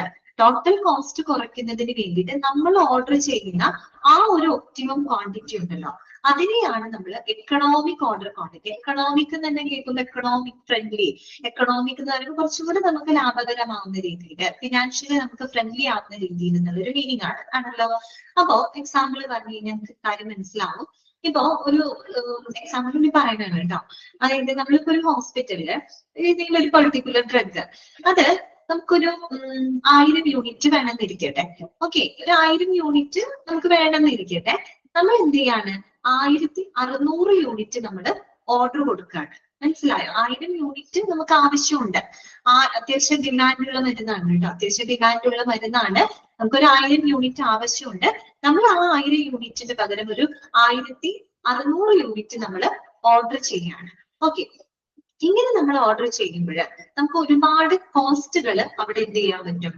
സേവ് ചെയ്യല്ല, നമുക്ക് ഒരുപാട് കോസ്റ്റ് വരാതെ നമുക്ക് നോക്കാൻ പറ്റും. എങ്ങനെയാണെന്ന് വെച്ച് കഴിഞ്ഞാല് ഇവര് പറയുന്നുണ്ട് holding cost, order cost, shortage cost, ഇതൊക്കെ നമുക്ക് മിനിമൈസ് ചെയ്യാൻ പറ്റും. മിനിമൈസ് ചെയ്യുന്ന വെച്ചാൽ കൂടുതൽ വരാതെ നമുക്ക് നോക്കാൻ പറ്റും. ഇപ്പൊ 1000 യൂണിറ്റ് ഉള്ള ഈ മരുന്ന് എന്ന് പറഞ്ഞാൽ അത്യാവശ്യം ഡിമാൻഡ് ഉള്ള മരുന്നാണ്. ഇത് ഡെയിലി പോകുന്ന ഒരു മരുന്നാണ്. അങ്ങനെ 1000 യൂണിറ്റ് ഉള്ള മരുന്ന് നമ്മൾ 1600 യൂണിറ്റ് മേടിച്ചു വെച്ചാൽ കുഴപ്പമില്ല. കാര്യം എന്താണ്? അത്യാവശ്യം ഡിമാൻഡ് ഉള്ള മരുന്നാണ്. ഇത് ഇന്നലെ നാളെ എന്തായാലും ആവശ്യം വരുന്ന ഒരു മരുന്നാണ് അല്ലെ. പിന്നെ മാത്രമല്ല, നമുക്ക് ഈ 1600 യൂണിറ്റ് മേടിച്ചു കഴിഞ്ഞാൽ നമുക്കത് സ്റ്റോർ ചെയ്യാനുള്ള കപ്പാസിറ്റി നമ്മുടെ ഫാർമസിക്ക് ഉണ്ട്. ഓക്കെ, 1000 യൂണിറ്റിന്റെ സ്ഥാനത്ത് 1600 യൂണിറ്റ് വാങ്ങിച്ചാലും നമ്മുടെ ഫാർമസിക്ക് അത്രയും മരുന്നുകൾ ഹോൾഡ് ചെയ്യാനുള്ള ഒരു കപ്പാസിറ്റി ഉണ്ട്. അതുകൊണ്ട് പിന്നെ നമുക്ക് പ്രശ്നമില്ല. പിന്നെ മാത്രമല്ല, നമുക്ക് എന്താണ് ഈ പറയുന്ന ട്രാൻസ്പോർട്ടേഷൻ കോസ്റ്റ് ഒക്കെ കുറയ്ക്കാൻ പറ്റും അല്ലെ. എന്തായാലും നമ്മൾ വണ്ടിയിൽ വരുന്ന 1000 യൂണിറ്റിന് 1600 യൂണിറ്റ് കൊണ്ടുവന്നാലും സംഭവം നമുക്ക് കൂലി ഒന്ന് തന്നെയല്ലേ കൊടുക്കേണ്ടി വരുള്ളൂ. അപ്പൊ നമുക്ക് ട്രാൻസ്പോർട്ടേഷൻ കോസ്റ്റ് പിന്നെ അഡീഷണലി നമുക്ക് വരുന്നില്ല. ഓർഡർ കോസ്റ്റ് നമുക്ക് കുറയ്ക്കാൻ പറ്റും. ഇപ്പൊ ഒരു 4 തവണ ഓർഡർ ചെയ്യുന്നതിന് പകരം നമുക്ക് ഒരു 3 തവണ ഓർഡർ കൊടുത്താൽ മതി അല്ലെ.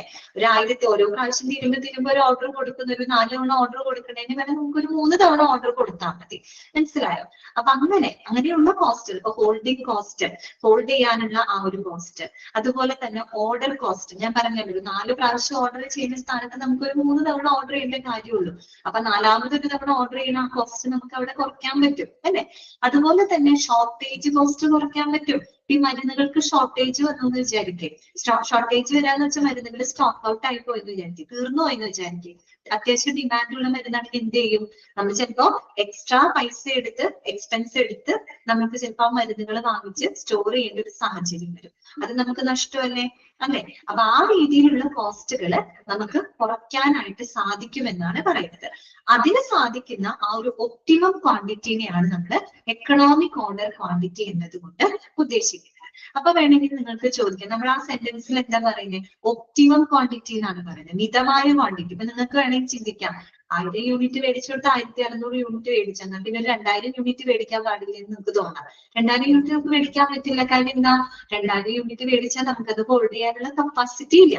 അപ്പൊ കപ്പാസിറ്റി ഒക്കെ നോക്കണം അല്ലെ. അതുകൊണ്ടാണ് പറഞ്ഞത് ഒപ്റ്റിമം ക്വാണ്ടിറ്റി. എനിക്ക് ഹോൾഡ് ചെയ്യാൻ പറ്റണം.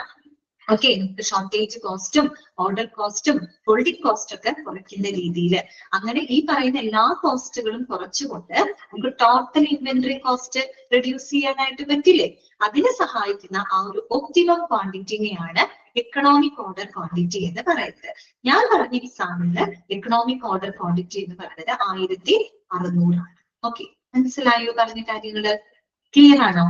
എക്കണോമിക് ഓർഡർ ക്വാണ്ടിറ്റി എന്താണെന്നുള്ളത് മനസ്സിലായോ എല്ലാവർക്കും? ഓക്കെ, അപ്പൊ അതാണ് അവിടെ പറഞ്ഞിരിക്കുന്നത് കേട്ടോ. അത് വളരെ സിമ്പിൾ ആയിട്ട് നിങ്ങൾ ഇങ്ങനെ മനസ്സിലാക്കിയാൽ മതി. Optimum quantity which minimises total cost of in inventory. Total cost of in inventory എന്ന് പറയുമ്പോൾ എന്തൊക്കെ കോസ്റ്റുകൾ വരുന്നുണ്ട്? ഹോൾഡിംഗ് കോസ്റ്റ് വരുന്നുണ്ട്, ഷോർട്ടേജ് കോസ്റ്റ് വരുന്നുണ്ട്, ഓർഡർ കോസ്റ്റ് ഒക്കെ അതിന്റെ ഭാഗമാണ്. ക്ലിയർ ആയല്ലോ? അതാണ് കേട്ടോ. അപ്പോ നമ്മൾ നേരത്തെ പറഞ്ഞു പോയത് എന്താണ്? Economic order quantity should be followed to start over stocking of theft. Over stocking, theft ഇതൊക്കെ അവോയ്ഡ് ചെയ്യാനായിട്ട് ഈ ഒരു എക്കണോമിക് ഓർഡർ ക്വാണ്ടിറ്റി എന്ന് പറയുന്ന കൺസെപ്റ്റ് അവിടെ ഫോളോ ചെയ്യണം. ഇങ്ങനെ ഒരു കൺസെപ്റ്റ്, ഈ ഒരു എക്കണോമിക് ഓർഡർ ക്വാണ്ടിറ്റിയിലൂടെ നമുക്ക് ഓവർ സ്റ്റോക്ക് ആവാതെയും അണ്ടർ സ്റ്റോക്ക് ആവാതെയും നമുക്ക് എന്ത് ചെയ്യാൻ പറ്റും? മെഡിസിൻസ് സ്റ്റോക്ക് ചെയ്ത് വെക്കാനായിട്ട് പറ്റും. ഓവർ സ്റ്റോക്ക് ആയി കഴിഞ്ഞാൽ എന്താ പ്രശ്നം? ആൾക്കാർ എടുത്തോണ്ട് പോകും. എന്തായാലും ഇതൊക്കെ കൈകാര്യം ചെയ്യുന്നത് മാനുവലി ആയതുകൊണ്ട് തന്നെ അവിടെ കളവും പ്രശ്നങ്ങളൊക്കെ വരും. അതുപോലെ അണ്ടർ സ്റ്റോക്കും വരില്ല. അപ്പൊ അതേ രീതിയിൽ മരുന്ന് കിട്ടാത്ത അവസ്ഥയൊന്നുമില്ല. അപ്പൊ അതിന്റെ ഇടയിൽ നമുക്ക് കറക്റ്റ് ആയിട്ട് ആ സ്റ്റോക്ക് മെയിൻറ്റെയിൻ ചെയ്ത് പോകാനായിട്ട് നമ്മളെ സഹായിക്കുന്ന ഒരു കാര്യമാണ് എക്കണോമിക് ഓർഡർ ക്വാണ്ടിറ്റി. അത് ഈ ഫാർമസിയിൽ മാത്രമല്ല, നമ്മൾ ഏതൊരു ബിസിനസ് എടുത്തു കഴിഞ്ഞാലും അതിലൊക്കെ ഫോളോ ചെയ്യുന്ന ഒരു കൺസെപ്റ്റ് ആണ് എക്കണോമിക് ഓർഡർ ക്വാണ്ടിറ്റി എന്ന് പറയുന്നത്. ക്ലിയർ ആയോ? ഓക്കെ ആണോ? നിങ്ങൾ പഠിക്കേണ്ടത് ഈ ടെക്സ്റ്റിലെ സെന്റൻസ് നിങ്ങൾ പഠിച്ചാൽ മതി കേട്ടോ. ഓക്കെ, ഇനി ഒന്ന് വായിച്ചു നോക്കിയിട്ട് ഇത്രയും കാര്യങ്ങളാണ് ശ്രദ്ധിക്കേണ്ടത്. ഇന്റന്റ് ചെയ്യുമ്പോൾ എന്തൊക്കെയാ പറഞ്ഞത്? ഒരു ഹോസ്പിറ്റലിൽ പറഞ്ഞത് ഒരു 250 തൊട്ട് 300 മരുന്നുകൾ ഉൾപ്പെടുന്ന ഒരു ഹോസ്പിറ്റൽ ഫോർമുലറി ഉണ്ടായിരിക്കണം. എപ്പോഴും ഒരു സേഫ്റ്റി സ്റ്റോക്ക് കരുതി വെച്ചിട്ട് നമ്മൾ അതിനുള്ള ഓർഡർ ഇഷ്യൂ ചെയ്യണം. അതുപോലെ ഓവർ സ്റ്റോക്കിങ്ങും അതുമൂലം ഉണ്ടാകുന്ന തെറ്റ് പ്രിവെന്റ് ചെയ്യുന്നതിന് വേണ്ടിയിട്ട് എക്കണോമിക് ഓർഡർ ക്വാണ്ടിറ്റി അത് ഫോളോ ചെയ്തിരിക്കണം. ക്രിട്ടിക്കൽ ലെവൽ എത്തുന്നതിന് മുൻപേ ഓർഡർ ഇഷ്യൂ ചെയ്തിരിക്കണം. ഇനി ഇറക്കുമതി ചെയ്യുന്ന മരുന്നുകളാണെങ്കിൽ അതിനനുസരിച്ചുള്ള ലീഡ് ടൈം കൂടെ കണക്കാക്കിയിട്ട് വേണം ഓർഡർ കൊടുക്കാനായിട്ട്. നമ്മൾ പർച്ചേസ് ചെയ്യുന്ന എല്ലാ മരുന്നുകളുടെയും റിസീപ്റ്റുകൾ നമ്മൾ റിസീവ് ചെയ്യണം. റിസീവ് ചെയ്യുന്ന മരുന്നുകൾ പ്രോപ്പർ ആയിട്ട് ചെക്ക് ചെയ്യണം. അതിന്റെ ക്വാളിറ്റി, അതിന്റെ ബാച്ച് നമ്പർ, എക്സ്പയറി ഡേറ്റ് ഇങ്ങനെയുള്ള കാര്യങ്ങളൊക്കെ ചെക്ക് ചെയ്യണം. അതുപോലെ റാൻഡം ആയിട്ട് നമുക്ക് വരുന്ന സാമ്പിളുകൾ, നമുക്ക് വരുന്ന മെഡിസിൻസിൽ റാൻഡം ആയിട്ട് നമ്മളൊരു സാമ്പിൾ എടുത്ത് അത് ലാബ് ടെസ്റ്റിന് വേണ്ടിയിട്ട്, ക്വാളിറ്റി ടെസ്റ്റിന് വേണ്ടിയിട്ട് നമ്മൾ അയച്ചിരിക്കണം. ഏതെങ്കിലും മരുന്നുകൾ അത് സബ് സ്റ്റാൻഡേർഡ് ആയിട്ട് ഫീൽ ചെയ്യുകയാണെങ്കിൽ അത് പ്രോപ്പർ ലാബ് ടെസ്റ്റിങ്ങിന് ശേഷം മാത്രമേ എന്ത് ചെയ്യാൻ പാടുള്ളൂ? ഉപയോഗിക്കാനായിട്ട് പാടുള്ളൂ കേട്ടോ. ഓക്കെ, വായിച്ചു നോക്കൂ കേട്ടോ.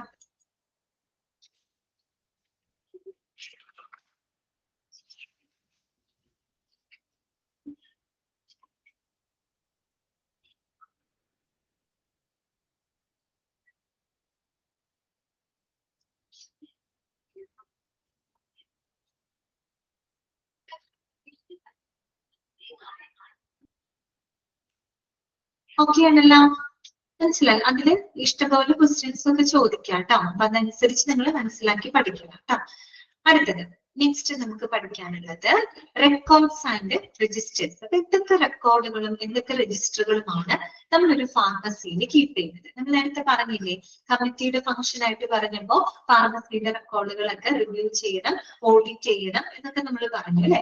അപ്പൊ എന്തൊക്കെ റെക്കോർഡുകളും രജിസ്റ്ററുകളുമാണ് ഒരു ഫാർമസിയിൽ സൂക്ഷിക്കേണ്ടത്? ഇങ്ങനെ നിങ്ങൾക്ക് ഓരോന്നിന്റെയും പഠിക്കാനുണ്ട് കേട്ടോ. ഫാർമസിയിൽ സൂക്ഷിക്കുന്ന റെക്കോർഡുകള്, ലാബിൽ സൂക്ഷിക്കുന്ന റെക്കോർഡ്. ജസ്റ്റ് അത് എന്താണെന്നൊന്നും നമ്മളോട് ചോദിക്കൂല, പക്ഷെ നിങ്ങളിത് പഠിച്ചു വെക്കണം കേട്ടോ.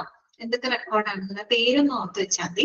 അപ്പൊ എന്തൊക്കെയാണെന്നൊക്കെ? ഒന്നാമത്തത് stock ledger of different group of drugs. Stock ledger of different group of drugs. പല ടൈപ്പ് ഓഫ് ഡ്രഗ്സ് ഉണ്ട്. ഇനി നമ്മൾ അത് പഠിക്കുന്നുണ്ട്. അപ്പൊ ഈ മരുന്നുകളുടെയൊക്കെ സ്റ്റോക്കിനെ പറ്റിയിട്ടുള്ള കൃത്യമായിട്ടുള്ള കണക്കും കാര്യങ്ങളൊക്കെ സൂക്ഷിക്കുന്ന ഒരു റെക്കോർഡ് അവിടെ ഉണ്ടായിരിക്കണം. പല ടൈപ്പ് ഓഫ് മരുന്നുണ്ട്. ജനറൽ ഡ്രഗ് ഉണ്ട്, നാർക്കോട്ടിക് ഡ്രഗ്സ് ഉണ്ട്, കോൾഡ് സ്റ്റോറേജ് ഡ്രഗ്സ് ഉണ്ട്. ഓക്കെ, അങ്ങനെയൊക്കെയുള്ള ഇൻഫ്ലേമബിൾ ആയിട്ടുള്ള ഡ്രഗ്സുകൾ ഉണ്ട്. അങ്ങനെ പല ഡിഫറെന്റ് ടൈപ്സ് ഓഫ് ഡ്രഗ്സുകൾ ഉണ്ട്. അപ്പൊ ഈ ഡ്രഗ്സുകളുടെയൊക്കെ കൃത്യമായിട്ടുള്ള സ്റ്റോക്ക് അത് രേഖപ്പെടുത്തുന്ന ഒരു സ്റ്റോക്ക് ലെഡ്ജർ, ഒരു ലെഡ്ജർ മീൻസ് കണക്ക് പുസ്തകമാണ്, ഒരു സ്റ്റോക്ക് ലെഡ്ജർ അവിടെ ഉണ്ടായിരിക്കണം.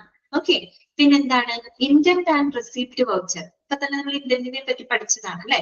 നമ്മൾ മരുന്നുകൾക്ക് ഇന്റന്റ് കൊടുക്കുന്നതും അത് റിസീവ് ചെയ്യുന്നതിന്റെ ആ റെസിപ്റ്റ് വൗച്ചറുകളും കാര്യങ്ങളൊക്കെ റെക്കോർഡ് ചെയ്ത് വെച്ചിരിക്കണം. ഓക്കെ, അങ്ങനെയുള്ള റെക്കോർഡുകൾ ഉണ്ടായിരിക്കണം. പിന്നെ ഡ്രഗ് ഇൻസ്പെക്ഷൻ റിപ്പോർട്ട് കേട്ടോ, മരുന്നുകളുടെ പരിശോധനാ റിപ്പോർട്ടുകൾ. വരുന്ന മരുന്നുകൾ നമ്മൾ ചെക്ക് ചെയ്യുമെന്ന് പറഞ്ഞു അല്ലെ? ക്വാളിറ്റിയും ക്വാണ്ടിറ്റിയും എല്ലാം നമ്മൾ ചെക്ക് ചെയ്യും അല്ലെ? അപ്പൊ അങ്ങനെയുള്ള ഡ്രഗ് ഇൻസ്പെക്ഷൻ റിപ്പോർട്ട്, മരുന്നിന്റെ പരിശോധനാ റിപ്പോർട്ടുകൾ ഉണ്ടായിരിക്കണം. പിന്നെ വരുന്നത് ഇൻഡെക്സ് രജിസ്റ്റർ ആണ് ആൻഡ് ബിൻ കാർഡ് ആണ്. Index register and bin card. Index register എന്തിനു വേണ്ടിയിട്ടാണ് നമ്മൾ ഉപയോഗിക്കുന്നത്? ആ ഫാർമസിയിൽ ഓരോ മരുന്നുകളും എവിടെയാണെന്നൊക്കെ ലൊക്കേറ്റ് ചെയ്യാനായിട്ട് നമ്മളെ സഹായിക്കുന്നത് ഇൻഡെക്സ് രജിസ്റ്റർ ആണ്. നമ്മൾ സാധാരണ ഒരു ബുക്കിന്റെ ഫ്രണ്ടിൽ ഇൻഡെക്സ് ഉണ്ടാവില്ല. ഇൻഡെക്സ് നോക്കിയിട്ടല്ലേ നമ്മൾ ഓരോ ചാപ്റ്റർ എവിടെയാണ് ഏത് പേജിലാണ് നമുക്ക് കണ്ടുപിടിക്കണേ. അതുപോലെ തന്നെ ഫാർമസിയുടെ ഇൻഡെക്സ് രജിസ്റ്റർ എന്ന് പറയുമ്പോൾ ആ ഫാർമസിയിൽ പല ഡിഫറെന്റ് ടൈപ്സ് ഓഫ് ഡ്രഗ്സ് ഉണ്ട്. അത് എവിടെയാണ് എവിടെയാണ് ലൊക്കേറ്റ് ചെയ്തിരിക്കുന്നത്, എവിടെയാണ് അത് വെച്ചിരിക്കുന്നത്, ഏതൊക്കെ മരുന്നുകളാണ്, അതൊക്കെ കണ്ടെത്താനായിട്ട് നമ്മളെ സഹായിക്കുന്നത് ഈ ഒരു ഇൻഡെക്സ് രജിസ്റ്റർ ആണ്. അതുപോലെ തന്നെ ബിൻ കാർഡ് അല്ലെ. ബിൻ കാർഡ് എന്ന് പറഞ്ഞാൽ അതൊരു സ്റ്റോക്ക് പൊസിഷനെ കാണിക്കുന്ന ഒരു കാർഡാണ്. ബിൻ കാർഡ് എന്ന് പറയും കേട്ടോ. ബിൻ കാർഡ് അതിന്റെ ഒരു ഫോർമാറ്റ് നിങ്ങൾക്ക് തന്നിട്ടുണ്ട്. ബിൻ കാർഡിന്റെ ഒരു മോഡലാണ് അവിടെ തന്നിരിക്കുന്നത്. കണ്ടോ, ബിൽ നമ്പർ, മെറ്റീരിയൽ, അത് ഓരോ എന്താ പറയാ ഡ്രഗ്സുകളുടെയും അതിനോടൊപ്പം ഈ ഒരു ബിൻ കാർഡ് നമ്മൾ പ്ലേസ് ചെയ്യുന്നുണ്ട്. കാര്യം നമുക്ക് മരുന്നുകൾ എണ്ണി നോക്കി തിട്ടപ്പെടുത്തൽ നടക്കില്ല. പക്ഷെ ബിൻ കാർഡ് നോക്കി കഴിഞ്ഞാല് നമുക്ക് ആ മരുന്നിന്റെ കൃത്യമായിട്ടുള്ള സ്റ്റോക്ക് ലെവലുകൾ അറിയാനായിട്ട് സാധിക്കും. ഓക്കെ, അപ്പൊ നമുക്ക് ഒരു ബിൻ കാർഡിന്റെ മോഡൽ കൊടുത്തേക്കുന്നുണ്ട്. ബിൽ നമ്പർ, മെറ്റീരിയൽ, അതിന്റെ കോഡ് നമ്പർ, പിന്നെ അതിന്റെ maximum quantity, ordering level, minimum quantity, date അടക്കമാണ് അവിടെ എഴുതിയിരിക്കുന്നത്. എത്ര ക്വാണ്ടിറ്റി റിസീവ് ചെയ്തു, അതിൽ എത്ര ക്വാണ്ടിറ്റി നമ്മൾ ഇഷ്യൂ ചെയ്തു, ബാലൻസ് എത്രയുണ്ട്, അതുമായിട്ട് ബന്ധപ്പെട്ട എന്തെങ്കിലും റിമാർക്സ് ഉണ്ടെങ്കിൽ അങ്ങനെ അല്ലെ. ഇതെല്ലാം നമ്മൾ രേഖപ്പെടുത്തുന്ന ഒരു കാർഡാണ് ബിൻ കാർഡ്. ഈ ബിൻ കാർഡ് നോക്കിക്കൊണ്ട് കൃത്യമായിട്ടുള്ള സ്റ്റോക്ക് ലെവലുകൾ നമുക്ക് അറിയാനായിട്ട് സാധിക്കും അല്ലെ. എത്ര നമ്മൾ വാങ്ങിച്ചു, എത്ര നമ്മൾ അതിന് ഇഷ്യൂ ചെയ്തു, ബാലൻസ് എത്രയാണ്. ബാലൻസ് ഒക്കെ അറിഞ്ഞാൽ നമുക്ക് സ്റ്റോക്ക് അറിയാൻ പറ്റും. ആ സ്റ്റോക്കിനനുസരിച്ചിട്ട് വേണം നമുക്ക് ഇൻഡന്റ് കൊടുക്കാനായിട്ട് അല്ലെ. അപ്പൊ അതിന് ഹെൽപ്പ് ചെയ്യുന്ന ഒരു സംഭവമാണ് ബിൻ കാർഡ് എന്ന് പറയുന്നത് കേട്ടോ. അപ്പൊ index register and bin card. പിന്നെന്താണ്, എക്സ്പയറി ഡേറ്റ് രജിസ്റ്റർ ഉണ്ടായിരിക്കണം കേട്ടോ. മരുന്നുകളെ സംബന്ധിച്ച് എക്സ്പയറി ഡേറ്റ് രജിസ്റ്റർ, ഓരോ മരുന്നുകളുടെയും അതിന്റെ എക്സ്പയറി ഡേറ്റ് എന്നാണ് അതുമായിട്ട് ബന്ധപ്പെട്ട രജിസ്റ്ററുകൾ ഉണ്ടായിരിക്കുന്നു കേട്ടോ. ബിൻ കാർഡിന് വേറെ ഫുൾ ഫോം ഒന്നുമില്ല കേട്ടോ. ബിൻ കാർഡ് തന്നെയാണ് പറയാ നമ്മള്. ബിൻ എന്ന് പറയുന്നത് ഒരു ഫുൾ ഫോം ഒന്നുമല്ല. ബിൻ നമ്മൾ സാധാരണ ബിൻ എന്ന് പറഞ്ഞാൽ എന്താ, ഒരു സ്പേസ് ബിന്നിലിട്ട് ബിൻ എന്ന് പറയില്ലേ, അതായത് ഒരു ബോക്സ് പോലെ ഒരു എന്താ പറയുക സ്പേസ് ആണ്, അത്രയേ ഉള്ളൂ. അതിന് വേറെ ഫുൾ ഫോം ഒന്നുമില്ല കേട്ടോ. ബിൻ കാർഡ് എന്നാണ് ആ ബിന്നിൽ സൂക്ഷിക്കുന്ന ഒരു കാർഡ്, ആ ബിന്നിലുള്ള മരുന്നുകളെ പറ്റിയുള്ള ഇൻഫർമേഷൻ തരുന്ന കാർഡ്, അത്രയേ ഉള്ളൂ കേട്ടോ. അടുത്തതാണ് എക്സ്പയറി ഡേറ്റ് രജിസ്റ്റർ. നമ്മൾ പറഞ്ഞതാണ്. Adverse reaction record. Adverse reaction record മരുന്നുകൾക്ക് ചില മരുന്നുകൾക്ക് എന്തെങ്കിലും അഡ്വേഴ്സ് റിയാക്ഷൻസ് ഒക്കെ റിപ്പോർട്ട് ചെയ്യപ്പെട്ടിട്ടുണ്ടെങ്കിൽ അതുമായിട്ട് ബന്ധപ്പെട്ട വിവരങ്ങൾ നോട്ട് ചെയ്ത് വെക്കുന്ന adverse reaction record. Adverse reaction, പ്രതികൂലമായിട്ടുള്ള റിയാക്ഷൻ, ചില മരുന്നുകൾക്ക് ചിലർ കഴിക്കുമ്പോൾ എന്തെങ്കിലും അഡ്വേഴ്സ് റിയാക്ഷൻസ് ഒക്കെ ഉണ്ടാകുന്ന കേസുകളുണ്ട് അല്ലെ. അങ്ങനെ എന്തെങ്കിലും അഡ്വേഴ്സ് റിയാക്ഷൻസ് ഒക്കെ റിപ്പോർട്ട് ചെയ്തിട്ടുണ്ടെങ്കിൽ അതിന്റെ വിവരങ്ങൾ രേഖപ്പെടുത്തി വെക്കുന്ന റെക്കോർഡാണ് അഡ്വേഴ്സ് റിയാക്ഷൻ റെക്കോർഡ്. പിന്നെ അടുത്ത എന്താണ്, file of correspondence with suppliers and units. Correspondence എന്ന് വെച്ചാൽ കമ്മ്യൂണിക്കേഷൻ ആണ് കേട്ടോ ഇവിടെ ഉദ്ദേശിക്കുന്നത്. File of correspondence with suppliers and unit. നമ്മുടെ വിവിധ സപ്ലയേഴ്സ്, വിവിധ സ്റ്റോക്ക് കീപ്പിംഗ് യൂണിറ്റുമായിട്ടുള്ള ആ ഒരു കമ്മ്യൂണിക്കേഷൻ അല്ലെ. നമ്മൾ ഓർഡർ കൊടുക്കുന്നു, നമ്മൾ സപ്ലൈസിൽ നിന്ന് മെഡിസിൻസ്, ഈ പറയുന്ന എന്താ പറയുക മെഡിക്കേഷൻസുകളൊക്കെ നമ്മൾ പർച്ചേസ് ചെയ്യുന്നുണ്ട്. അപ്പൊ അവരുമായിട്ടുള്ള ഒരു കറസ്പോണ്ടൻസ്, അവരുമായിട്ടുള്ള ഇടപാടുകള്, അവരുമായിട്ടുള്ള ഒരു കമ്മ്യൂണിക്കേഷനും ഇടപാടുകളെ സംബന്ധിക്കുന്ന എല്ലാ ഫയലുകളും അവിടെ കൃത്യമായിട്ട് ഉണ്ടായിരുന്നു. ഏതൊക്കെ സപ്ലൈസിൽ നിന്നാണ്, സപ്ലയറിന്റെ ഡീറ്റെയിൽസ്, ഏതൊക്കെ സപ്ലയർമാരിൽ നമ്മൾ എന്തൊക്കെ മരുന്നുകൾ വാങ്ങുന്നുണ്ട്, അവരുമായിട്ടുള്ള ഇടപാടുകളെ സംബന്ധിക്കുന്ന ഫയലുകള് ഒരു ഫാർമസിയുടെ ഉണ്ടായിരിക്കണം. ഓക്കെ, അതാണ് file of correspondence with suppliers and units. Next വരുന്നത് എന്താണ്, ledger account for remittance of vouchers കേട്ടോ. Ledger account for the remittance of vouchers. That means നമ്മൾ പണം അയക്കുന്നതുമായിട്ട് ബന്ധപ്പെട്ട ഈ പറയുന്ന ലെഡ്ജർ കാര്യങ്ങൾ നമ്മൾ പർച്ചേസ് ചെയ്യില്ല, ഓർഡർ ഒക്കെ കൊടുത്ത് നമ്മൾ അവർക്ക് പണം കൊടുക്കുന്നു, പണം അയക്കുന്നതുമായിട്ട് ബന്ധപ്പെട്ട എന്താണ് ലെഡ്ജർ അക്കൗണ്ട്സ് കേട്ടോ. കണക്കും കാര്യങ്ങളൊക്കെ രേഖപ്പെടുത്തുന്ന റെക്കോർഡ് അവിടെ ഉണ്ടായിരിക്കണം. അടുത്തതാണ് denunciation record of non consumables and consumables. അതാണ് denunciation record of non consumables and consumables. എന്താണ് ഡിനൻസിയേഷൻ റെക്കോർഡ് എന്ന് പറഞ്ഞാല്? ഡിനൻസിയേഷൻ റെക്കോർഡ് എന്ന് പറയുമ്പോൾ it is the record that consist of the list of items that returned, നമ്മൾ return ചെയ്തിട്ടുള്ള, rejected ആയിട്ടുള്ള അല്ലെങ്കിൽ ഡാമേജ്ഡ് ആയിട്ടൊക്കെയുള്ള ഐറ്റംസുകൾ ഉണ്ടല്ലോ, അതിന്റെ ലിസ്റ്റ്, അത്തരം ഐറ്റംസുകളുടെ ഒരു റെക്കോർഡാണ് ഡിനൻസിയേഷൻ റെക്കോർഡ് എന്ന് പറയുന്നത്. ഡിനൻസിയേറ്റ് ചെയ്യാന്ന് വെച്ചാൽ നമുക്കത് ഉപയോഗപ്രദമല്ല. അതുകൊണ്ടാണ് അവിടെ പറഞ്ഞിരിക്കുന്നത് ഡിനൻസിയേഷൻ റെക്കോർഡ് ഓഫ് നോൺ കൺസ്യൂമബിൾസ്. നമ്മൾക്ക് ഉപയോഗിക്കാൻ പറ്റുന്ന മരുന്നുകളൊക്കെയാണ്. ചില മരുന്നുകൾ ചിലപ്പോൾ വരുമ്പോൾ നമ്മൾ ടെസ്റ്റ് ചെയ്യുമ്പോൾ വേണ്ടത്ര ക്വാണ്ടിറ്റി ഉണ്ടാവില്ല, ക്വാളിറ്റി ഉണ്ടാവില്ല.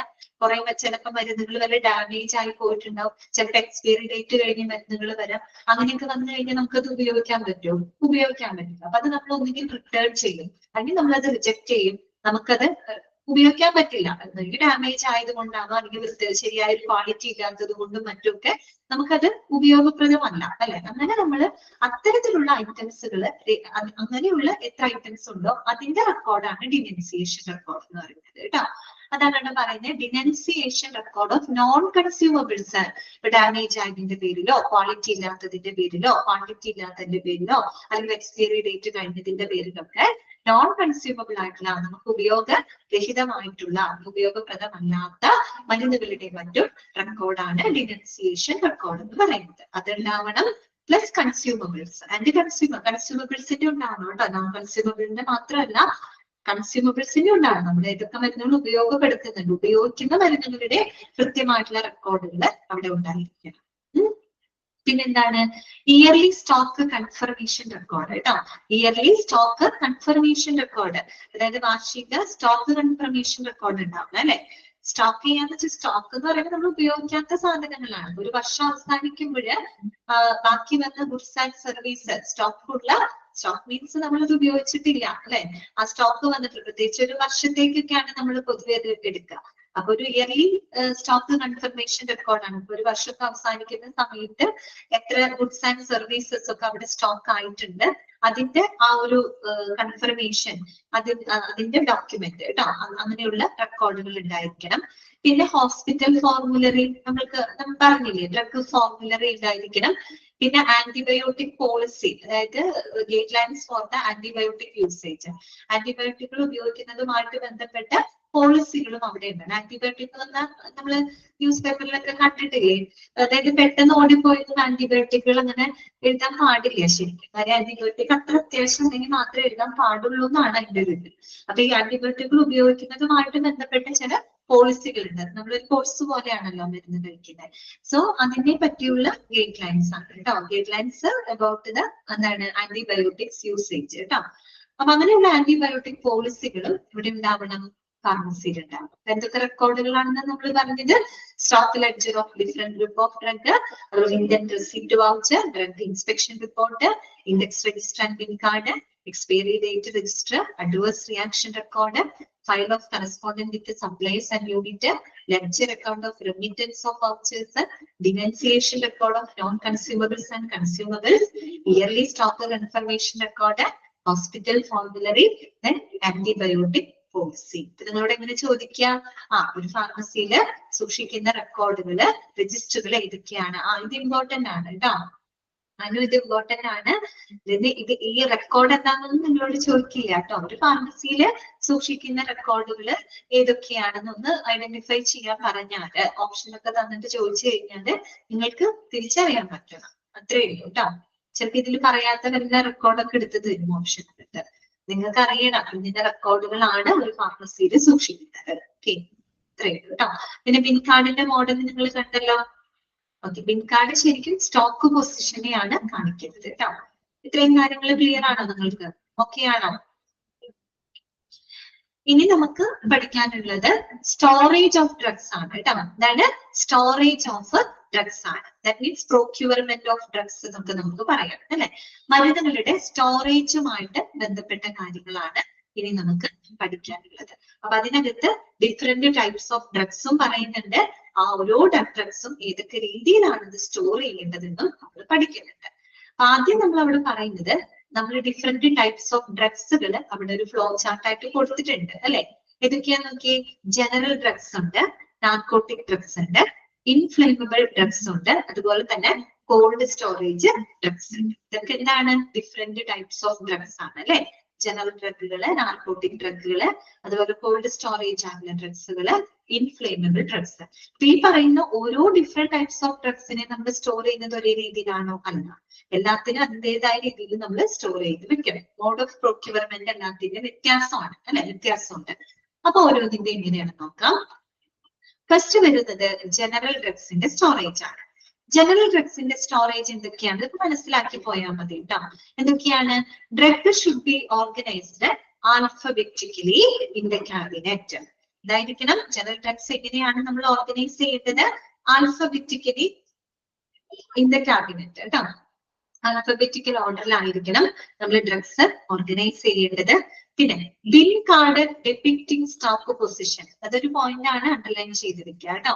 Bin card depicting stock position. ഒരു ബിൻ കാർഡ് എന്താണ് ഇൻഡിക്കേറ്റ് ചെയ്യുന്നത്? സ്റ്റോക്ക് പൊസിഷൻ ഓഫ് ഡ്രഗ്സ് അല്ലെ, മരുന്നുകളുടെ സ്റ്റോക്ക് പൊസിഷനെ പറ്റിയിട്ടാണ് ഒരു ബിൻ കാർഡ് എന്ത് ചെയ്യുന്നത്?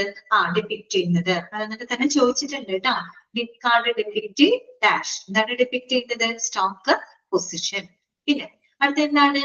Short expiry to be arranged in front and long expiry at the back. അതെ, എക്സ്പയറി ഡേറ്റ് പെട്ടെന്ന് കഴിയുന്ന അല്ലെ, എക്സ്പയറി ഡേറ്റ് കുറവുള്ള മരുന്നുകൾ എപ്പോഴും ഫ്രണ്ടിൽ വെക്കുക, അത് ആദ്യം നമ്മൾ ഉപയോഗിക്കുക. അതേസമയം കൂടുതൽ എക്സ്പയറി ഡേറ്റ് ഉള്ള മരുന്നുകൾ ബാക്കിലായിട്ട് വേണം ഓർഗനൈസ് ചെയ്യാനായിട്ട് അല്ലെ. പെട്ടെന്ന് ഡേറ്റ് തീരുന്ന മരുന്നുകൾ ആദ്യം ഉപയോഗിച്ച് തീർക്കുക. അപ്പൊ അതിന് വേണ്ടിയിട്ട് അത് ഫ്രണ്ടിൽ വെക്കുക, ലോങ് എക്സ്പയറി ഡേറ്റ് ഉള്ള മരുന്നുകൾ ബാക്കിലും അറേഞ്ച് ചെയ്യുക. പിന്നെ FIFO procedure to be followed. എന്താണ് ഫിഫോ എന്ന് പറഞ്ഞാൽ? ഫസ്റ്റ് ഇൻ ഫസ്റ്റ് ഔട്ട് എന്നാണ് കേട്ടോ. First in first out. What is FIFO? First in first out. First purchase ചെയ്യുന്ന മരുന്ന് ഫസ്റ്റ് സോൾഡ് ചെയ്യുക എന്നുള്ളതാണ് കേട്ടോ. ആദ്യം വാങ്ങുന്ന മരുന്ന് ആദ്യം വിൽക്കുക എന്നുള്ളതാണ് കേട്ടോ. അപ്പൊ first in first out procedure to be followed. പിന്നെന്താണ്? The drugs should be used before the date of expiry. പരമാവധി ഡേറ്റ് ഓഫ് എക്സ്പയറിക്ക് മുമ്പായിട്ട് തന്നെ മരുന്നുകൾ ഉപയോഗിച്ച് തീർക്കുക എന്നുള്ളതാണ് കേട്ടോ.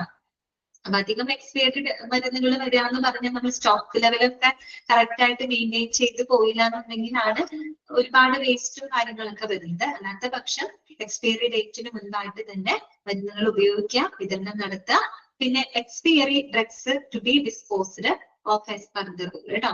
അതുപോലെ എക്സ്പയർഡ് ആയിട്ടുള്ള ഡ്രഗ്സുകളെ കൃത്യമായിട്ടുള്ള റൂളും റെഗുലേഷൻസും അനുസരിച്ചുകൊണ്ട് ഡിസ്പോസ് ചെയ്യുക. തോന്നിയ രീതിയിൽ വലിച്ചെറിയാൻ പറ്റില്ല, അതിന് അതിൻ്റെതായ ചില റെഗുലേഷൻസുകളും കാര്യങ്ങളൊക്കെ ഹോസ്പിറ്റലിലുണ്ട്. ഓക്കെ, അപ്പൊ അതുപോലെ എക്സ്പയറി ഡ്രഗ്സുകള് കൃത്യമായിട്ടുള്ള റൂൾസ് ആൻഡ് റെഗുലേഷൻസ് അനുസരിച്ച് ഡിസ്പോസ് ചെയ്യും. ഇത്രയുമാണ് ജനറൽ ഡ്രഗ്സിന്റെ ഒരു സ്റ്റോറേജുമായിട്ട് ബന്ധപ്പെട്ട് നമ്മൾ മനസ്സിലാക്കേണ്ട കാര്യങ്ങൾ. ഇത്രയേ ഉള്ളൂ, ഇതിൽ വേറെ ഒന്നുമില്ല, മനസ്സിലാക്കി പോകാം കേട്ടോ. ഓക്കെ, നമുക്ക് ഇത്രയേ ഉള്ളൂ ഇന്നത്തെ ക്ലാസ്സിൽ, ഇത്രയും വരെ ഉള്ളൂ. എന്നിട്ട് നമുക്ക് നെക്സ്റ്റ് ക്ലാസ്സിൽ ബാക്കിയുള്ളതൊക്കെ എടുക്കാം കേട്ടോ. കുറച്ചും കൂടി ഉള്ളൂ ഇനി, ഇതോടെ കഴിഞ്ഞാൽ ഈ ചാപ്റ്റർ കഴിയും കേട്ടോ.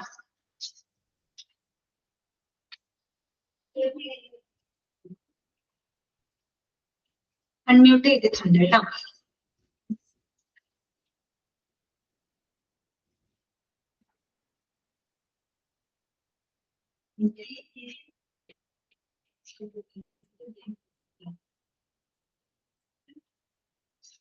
താങ്കളൊക്കെ അടുത്ത ദിവസം വരുമ്പോ ഒന്ന് വായിക്കാം കേട്ടോ. ഒന്ന് വായിച്ച് മനസ്സിലാക്കി വെച്ച് പോകുന്നു കേട്ടോ. മോക്ക് ടെസ്റ്റുകളൊക്കെ പ്രാക്ടീസ് ചെയ്യും കേട്ടോ. ഓക്കെ, അതിന്റെ ചെയ്യാലോ. ഇത് ശരി കേട്ടോ. അപ്പൊ നമുക്ക് നെക്സ്റ്റ് ക്ലാസ്സിൽ കാണാം. Okay, thank you. Okay, thank you, ma'am. Thank you, ma'am.